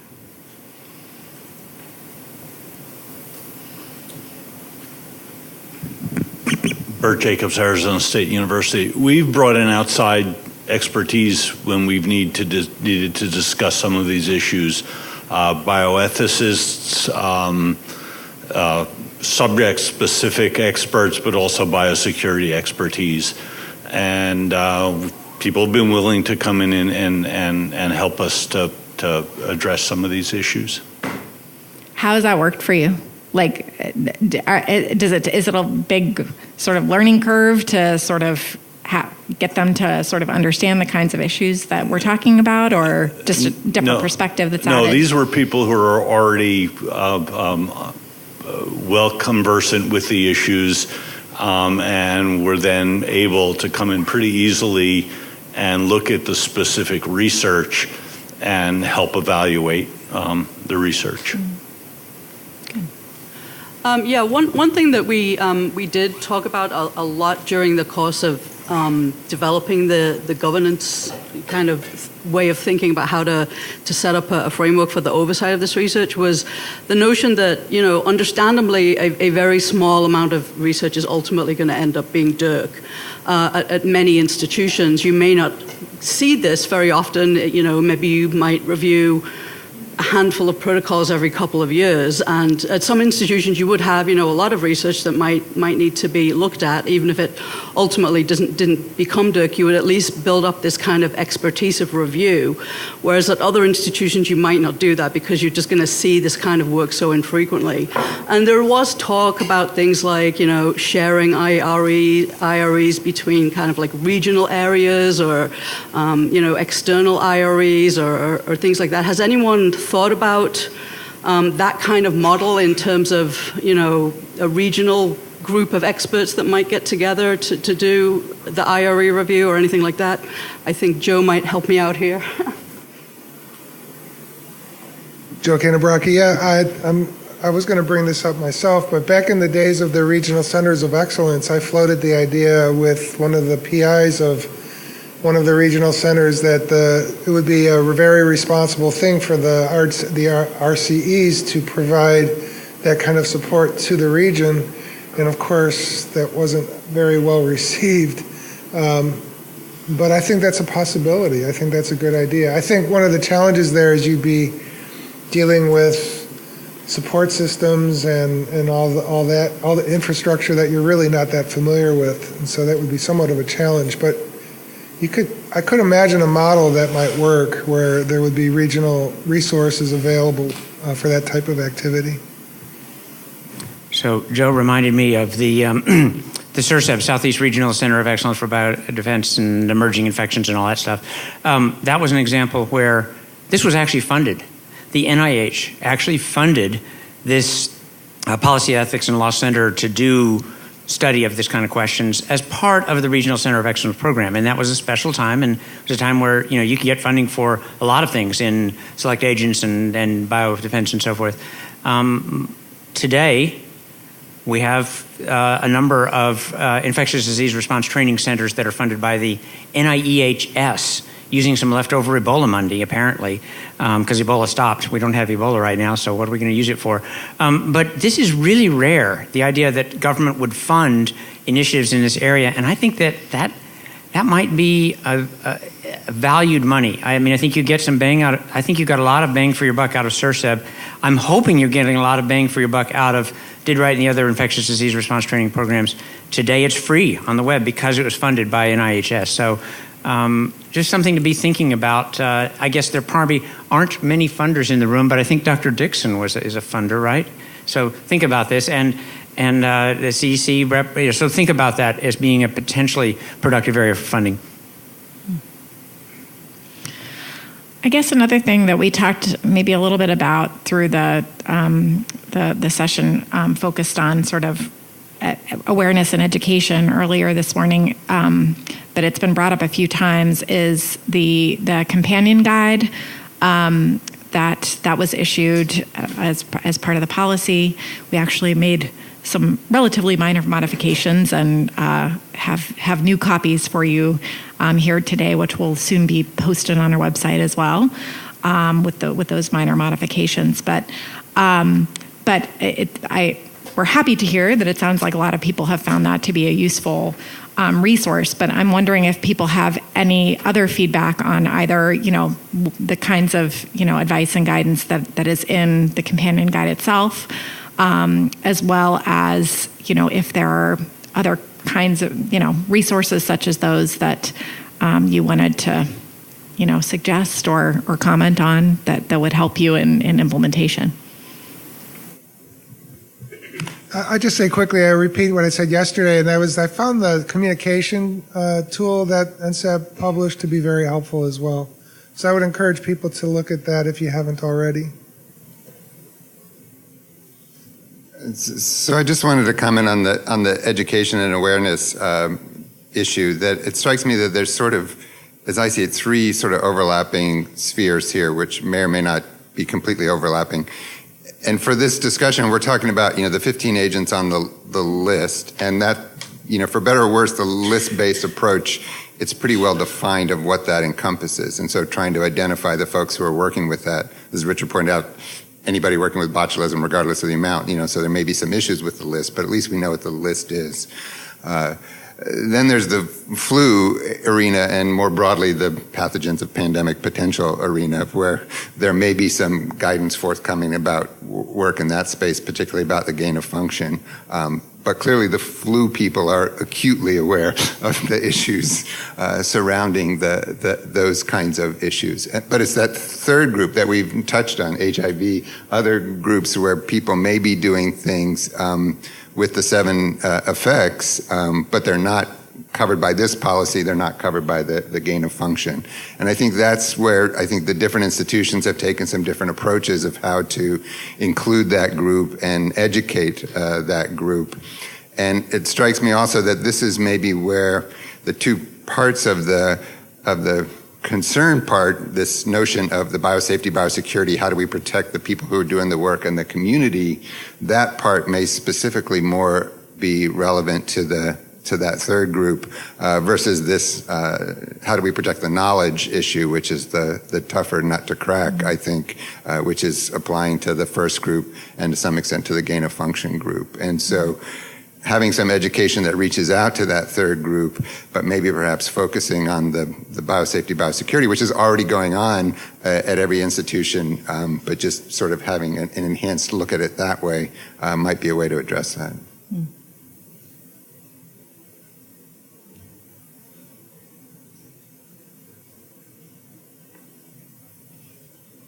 I'd like to address the training a little bit, and there's been several different mechanisms or philosophies of training kicked around, some totally separate for the DURC program or DURC compliance in comparison to the rest of the training. We've elected to integrate our DURC training in with the select agent training. A couple reasons for that. We have to have everybody go through that training before they can have access to select agents, and the agents that are listed are in that select agent list, all of them. It doesn't cover the ones like the staph and a low-path avian influenza and a few others, but still, at our institution, most of the people doing the research that would possibly fall under DURC would be also approved for select agents, not all, but most. It also gets away from the incessant whining of the investigators that you're laying a whole nother burden of training on us. We're already doing all this training, on and on and on.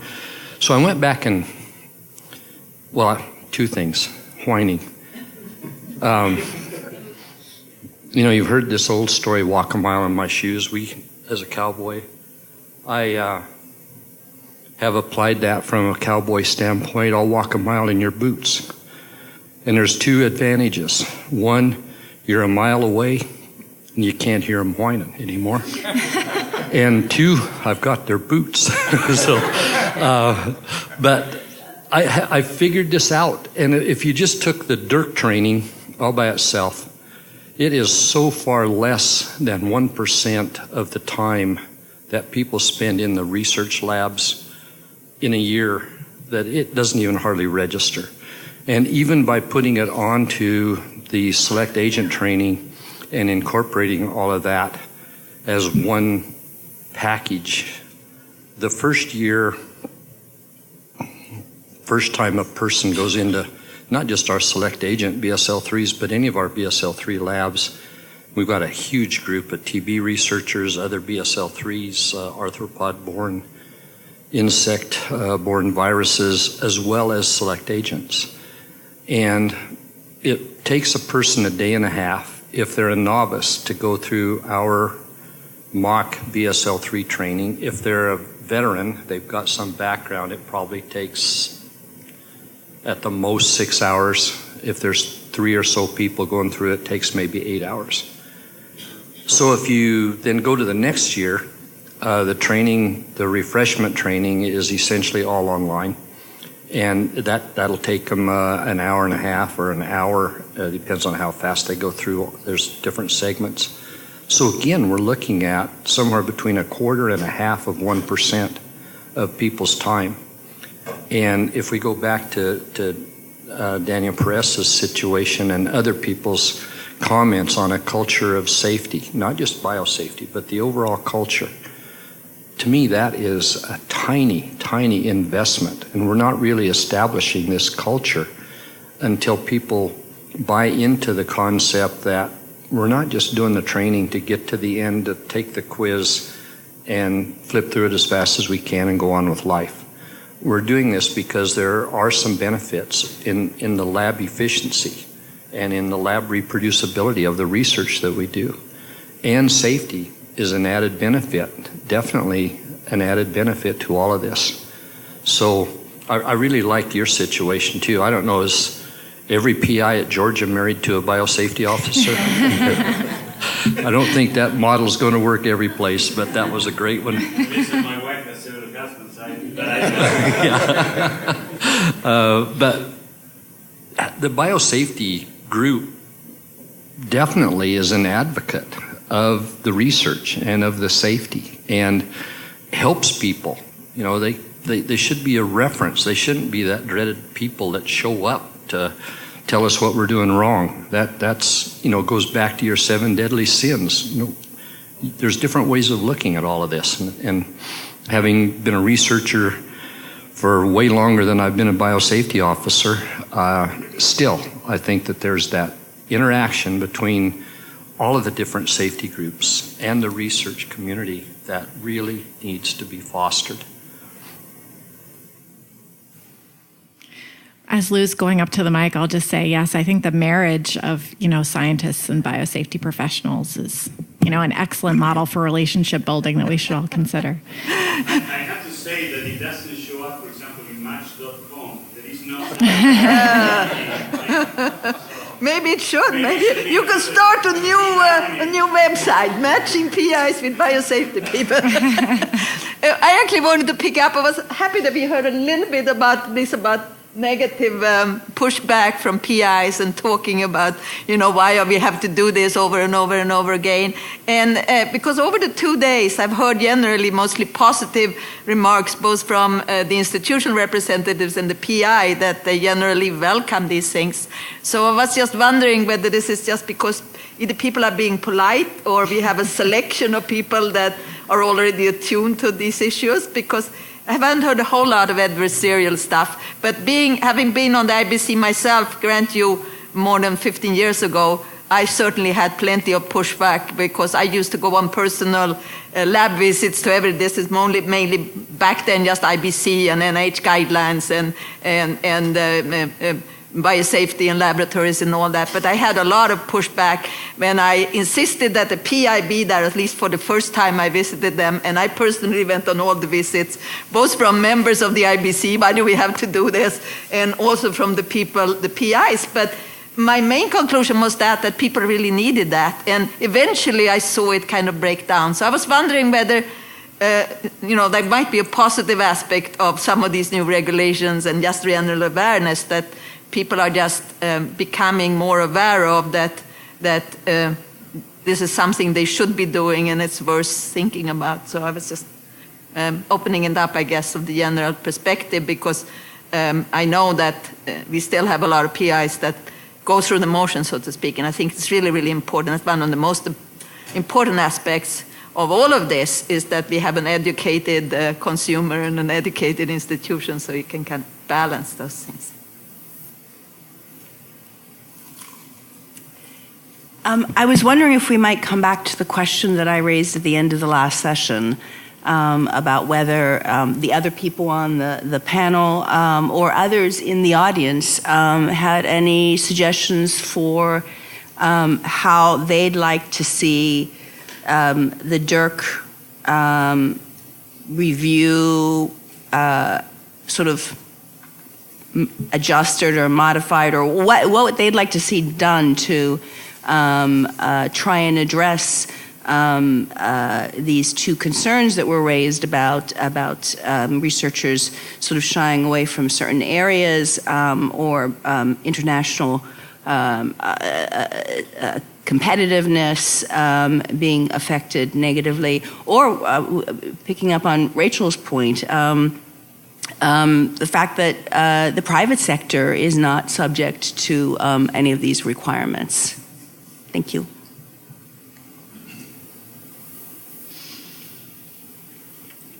Anyone have anything they want to jump in with, either with regard to either of the two questions we just heard?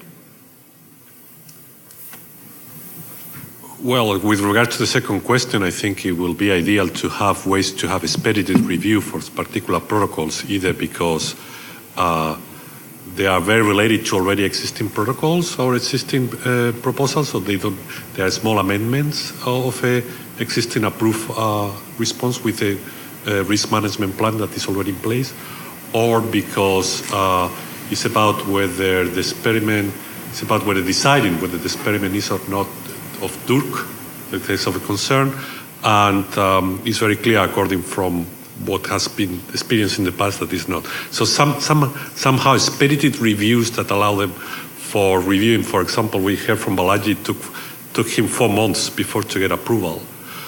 And 4 months is actually a long period of time during research, especially for a postdoc.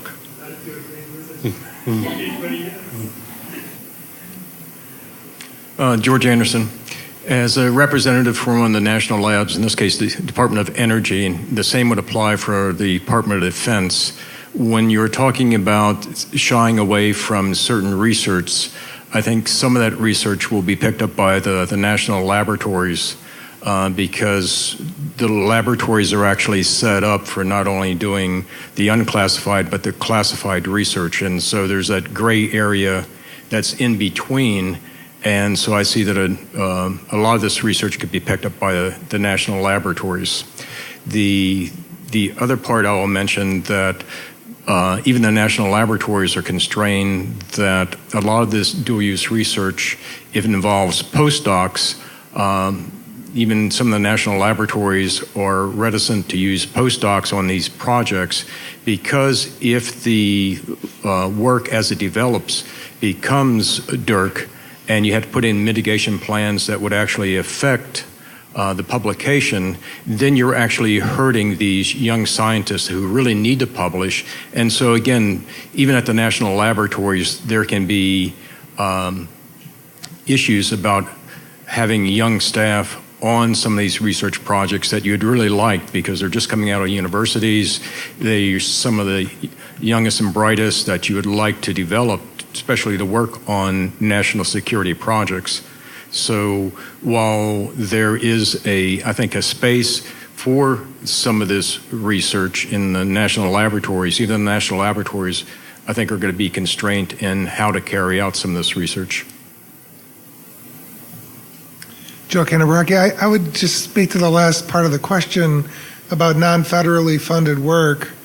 I think, at least I think most people would agree that the NIH guidelines apply only to NIH-funded research, but yet it is seen as a standard that is best practice, and it's been adopted not only by non-federal funding sources here in the U.S., but internationally as well. And so I think as long as the guidance is well crafted and emphasizes local self-governance with appropriate expertise, I think it becomes an industry standard and a best practice. And I think any prudent company or individual wanting to do some work like this would, to protect themselves, they would want to follow the best practice.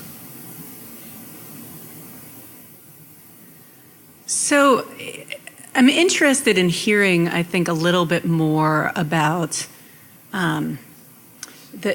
the hesitation and thinking about whether or not you would allow your grad students and postdocs to pursue a particular research direction because of fears that there might be sort of downstream publication impacts. And just from a pure theoretical policy point of view, this concept of a chilling effect can be very difficult to measure. I think, it's easier in some spaces. So, there have been publications sort of following the select agent rule about labs that might have been working with select agent that opted not to, or institutions that took different directions. But this non-tangible chilling effect, which is not limited to dual use research. I think there are a lot of sort of policy examples of this concept, is interesting in the space of this kind of evidence-based approach that we've heard a lot about too, because it seems to me we don't have a lot of data, a lot of examples in which there have been ultimately restricted or inability to publish sorts of cases, although some of those we may just not have the data for. And so it seems to me that there is a little bit of this kind of leaping to the worst case scenario, which I understand because you've got the responsibility of a young investigator in your hands, and you want to make sure you're providing sort of appropriate mentorship. But I guess I'd be interested in hearing a little bit more about, for folks who have sort of thought about that, what is the kind of the evidence base that you're using in your thinking there, because most of the kind of risk mitigation plans I've seen haven't quite gone to that extreme scenario, although it's always kind of that theoretical possibility. And how do you weigh the sort of pros and cons about sort of steering a young investigator away from an important research direction, versus this kind of theoretical possibility out there? Yeah. Jesus, these microphones are so tall. I actually think that Dirk isn't really that significant. I mean, I think the extreme example of not being able to publish is fairly extreme, and we haven't really even seen it yet. I think that it's much more significant impact is working on select agents, and the length of time of training. Also, we have these, psychological tests, or you have to make sure they're not crazy, and how do you tell that? And sometimes we've had to pull students from lab because they're acting a little squirrely, and maybe we shouldn't have. I mean, I think that has a much greater chilling effect on students because this is a high pressure situation anyway, to be in graduate school, and then to have this added burden of, am I acting squirrely? And, is that going to come away and they're going to just tell me tomorrow I can't go back into the lab? So I don't think Dirk is that. I think if you understand Dirk, you're going to understand it well enough to know that there's a potential way down the line that there might be an extreme example of not publishing. I really think it's the select agent program that's having the most chilling effect on graduate education in microbiology anyway.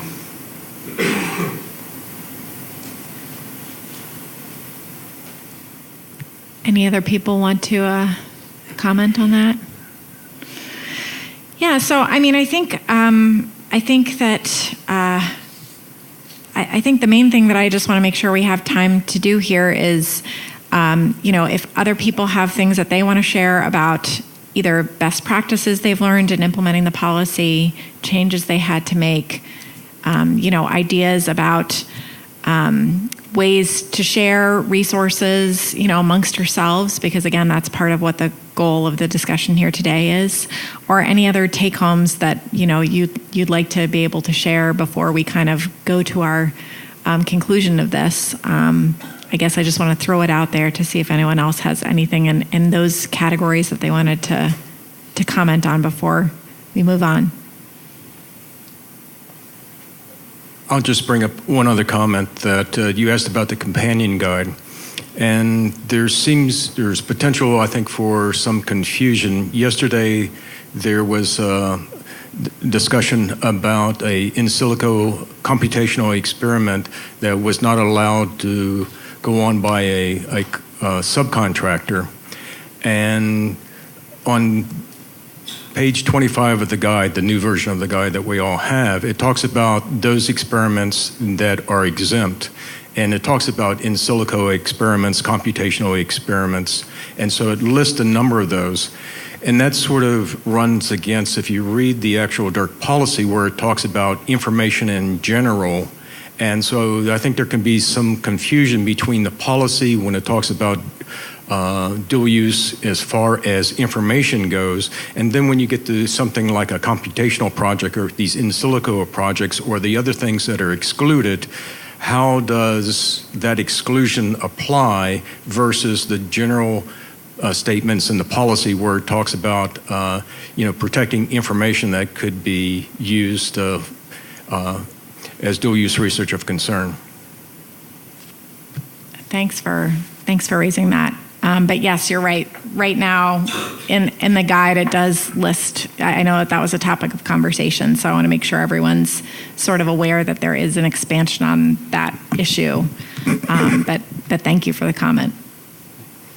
Yeah, I have a comment about the burden of select agent versus DURC policies. I think at the institutional level, the select agent program is certainly much of a burden, but at the principal investigator level, Once that you get in the select agent program and you comply with all the regulations, you know that when you get new people, they need to be trained and it takes a while. But you don't need to approve every single experiment that you do in select agents with respect to if I modified here or there. You have the approval for the select agent program and you're getting inspected every year or every 2 years to assure that you're complying with the regulations. The DURC program is very different in terms that every experiment that is new, that may represent a concern, needs to go for approval. And that may represent, well, in the select agent program, one that is established, you want to make an experiment, you don't get any delay. For a DURC, you need to go and get the approval, the ultimate approval, from the US government. And if it takes a while to get the approval, then that represents a big delay. So the burden for the investigator could be also very high with the DURC regulations, depending on how the review process is being done at the end.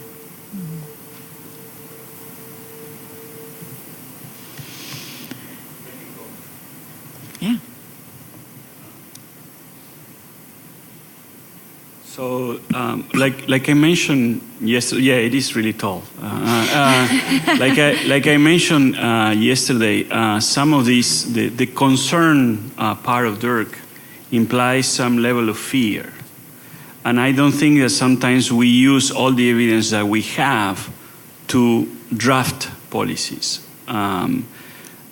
For example, we all agree that highly pathogenic viruses are select agent, and we have a type of containment that we need to follow.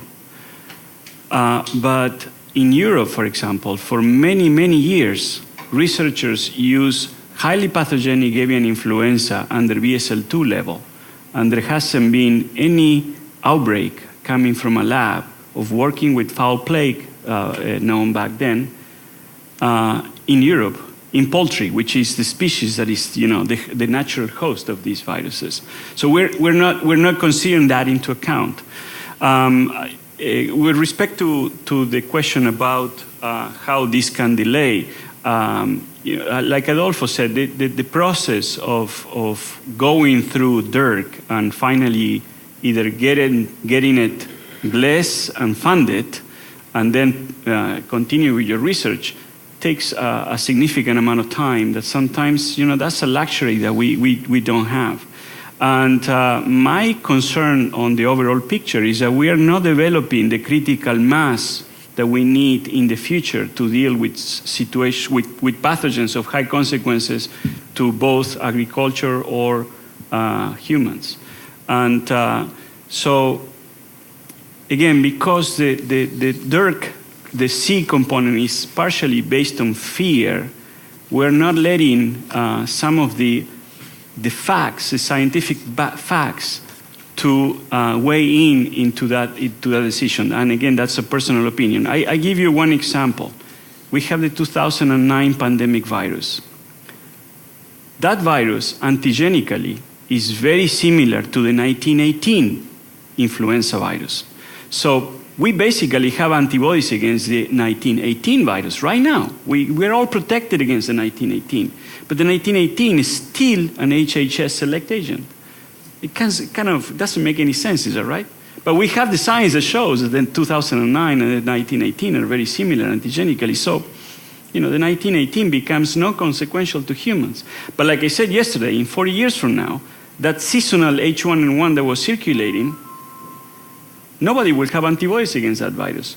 But I think it is now that we should do something about it. With both the 1918 virus, we probably should lower the containment, and maybe the other viruses we should evaluate when we increase the containment. So things like that, I think we need to build into our policy so we can react more, kind of follow what happens on time. Instead of drafting policy that takes 2 or 3 years to implement, and then when it's implemented, the pathogens don't wait for us, something changes. And then we have to go back to the drawing board and draft a new policy.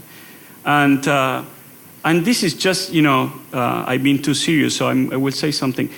something that is not serious. So when I was a graduate student, the only acronym that I had to worry about was PhD. Right now we have so many acronyms that I cannot keep track of all of them. Trying to tell your graduate students, oh, your protocol has to go through the IBC and then to the IRE and then to the ICDUR. But, wait a minute, our institution still is going through the ALAC approval, and our animal protocol, I'm not sure that the OLO is covered. So it's crazy, it's crazy. So you can talk in acronyms all day, and nobody understands what you're saying except, the ones who knew about the acronyms. So maybe to turn it down a notch on the acronyms and actually build those policies into already existing policies would really help. So it makes it easier to train people. And again, I think we have to think about the dual-use research part of everything we do. It doesn't have to be limited to the 15 agents. I think that's the culture of biosafety. Has to be implemented at every level in the lab. I think that I'm talking about, based on my wife's experience, is this, the initial inspection, this hesitation, the defensive position that some PIs adopt until they realize that, hey, they're not here to tell me what I'm doing wrong. They're telling me, they're here to help me with my research. And I think that sometimes there is a miscommunication there, that the first impression is not necessarily the best first impression at the beginning. But once they understand what we're doing, what they are doing, it becomes much easier. So with the select agents, I'm happy to follow the rules because they're very clear. With the DURC, there is shades of grays. So it's not that I'm not going to follow it, but sometimes out of the confusion that sometimes I have, I decide, hey, forget about it. Let's worry about some other thing. And I do have an acronym for all the acronyms, but I'm not going to Thank you for that. If you don't like acronyms, I suggest you never come to work for the U.S. government. With that, I think that I'm going to turn it over to our closing speaker, Dr. Wolonitz, who you heard at the beginning, and now you will hear at the end. Come on up. Thank you, everybody. The acronym question is always funny when you're bridging the worlds between the scientific and government communities, because I think we are equally guilty of speaking in acronyms. The government likes our acronyms, and I think, then you hear from a scientist who's talking about labeling their H5N1 molecule using GFP, we have all comfort with our own acronym, and so I like the phrase, define your acronyms because you're in mixed company is important in a lot of these discussions. This has been a really informative day and a half, and I want to make sure to say to all of you, thank you for taking the time out of what I know are incredibly busy lives and work and schedule to come here and share your experiences with the institutional DURC policy. It's been very helpful for us to hear, and particularly the diversity of stakeholders that we have, a point of view from investigators, from research administrators, from IRE members, from IBC members, biosafety officials. This has been very, very helpful to hear the different perspectives from all parts of this process and how you see it. And I think one of the take-home points from this workshop actually gets to some of this discussion we've just had about how far we've evolved. So I know our room's thinned out a little bit, but raise your hands, and I'm going to raise my hand here, if you were at the release of the Fink report at the National Academies. Jerry can't remember whether he was there or not. Okay, well, how about at the first NSABB meeting in 2004? Okay, we got a few more hands there. So I was at both of those events, and I like to believe my memory is still pretty good. And I will just say that we have come a really long way in terms of the conversation since those early days. It's, that phrase about those who forget history are doomed to repeat it. I think in this case, those early conversations were really hard. I mean, those communities that were focused on the risk really couldn't see the benefit of this research. the scientific community who was focused on the benefits really couldn't see the risks of the. I mean, it was an almost hostile conversation. We, the sides were sort of talking past each other. And now when I hear things like, well, this is part of the ongoing conversations we're already having at our institutions about biosecurity and biosafety. I mean, there were no ongoing conversations at institutions, maybe on biosafety, but certainly not on biosecurity. The awareness of, investigators and the fact that people are even thinking about it enough to think, do I really want to, take this experimental approach because it's going to subject me to the DURC policies is a light and day difference from where we began these conversations. And I think, as someone said earlier today, having the conversation is itself important in terms of building this culture of mitigating the risks, just the acknowledgement of the risk and the acknowledgement of the benefit in such a really meaningful way is incredibly important. And really, I have to say, from my point of view, great to see. I think I hope that those of you who have served on the NSABB sort of through the years, share that perspective. I think it's clear that there are a lot of commonalities among institutional approaches. I think we saw a lot of head nodding as people were talking about what's going on at their institution.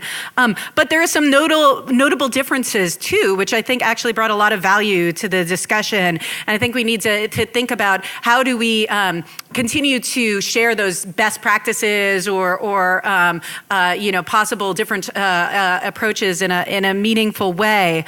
And I think it also highlights something that isn't unique to the DURC policy, but allows me to bring out one of my favorite old saws, which is that one person's flexibility is another person's ambiguity, right? It's so hard from a policy point of view to hit that sweet spot of, flexible enough to allow institutional differences, not too prescriptive, but at the same time clear enough so that people feel like they know what they're supposed to be doing.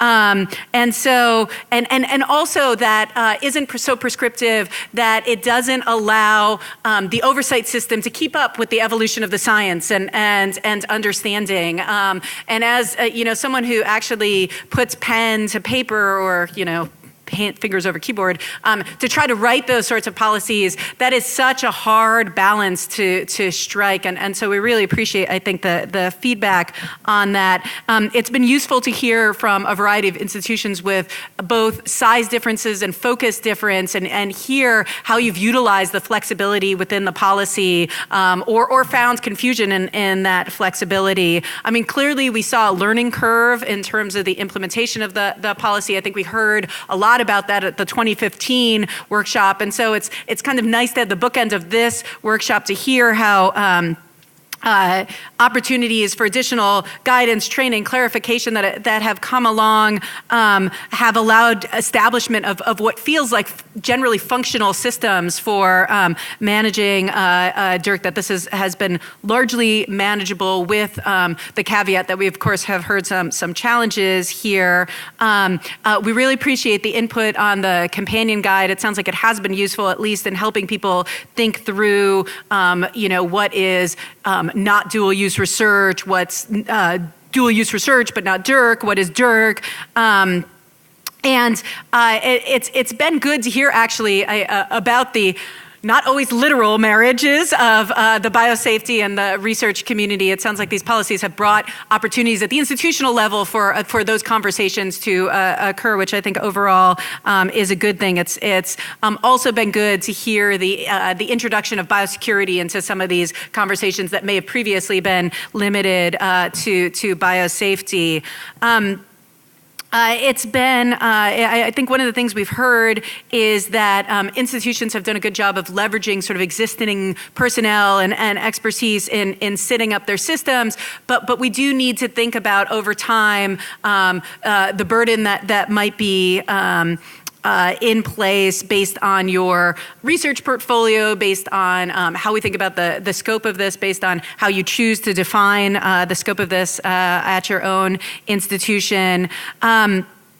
And that in spite of the large variation we see in research portfolios, it's also apparent, and not entirely surprising, of course, that there are projects that are meeting the DURC definition and require an implementation of a risk mitigation plan. But this is still potentially manageable because it seems to be a fairly small percentage of your research portfolio.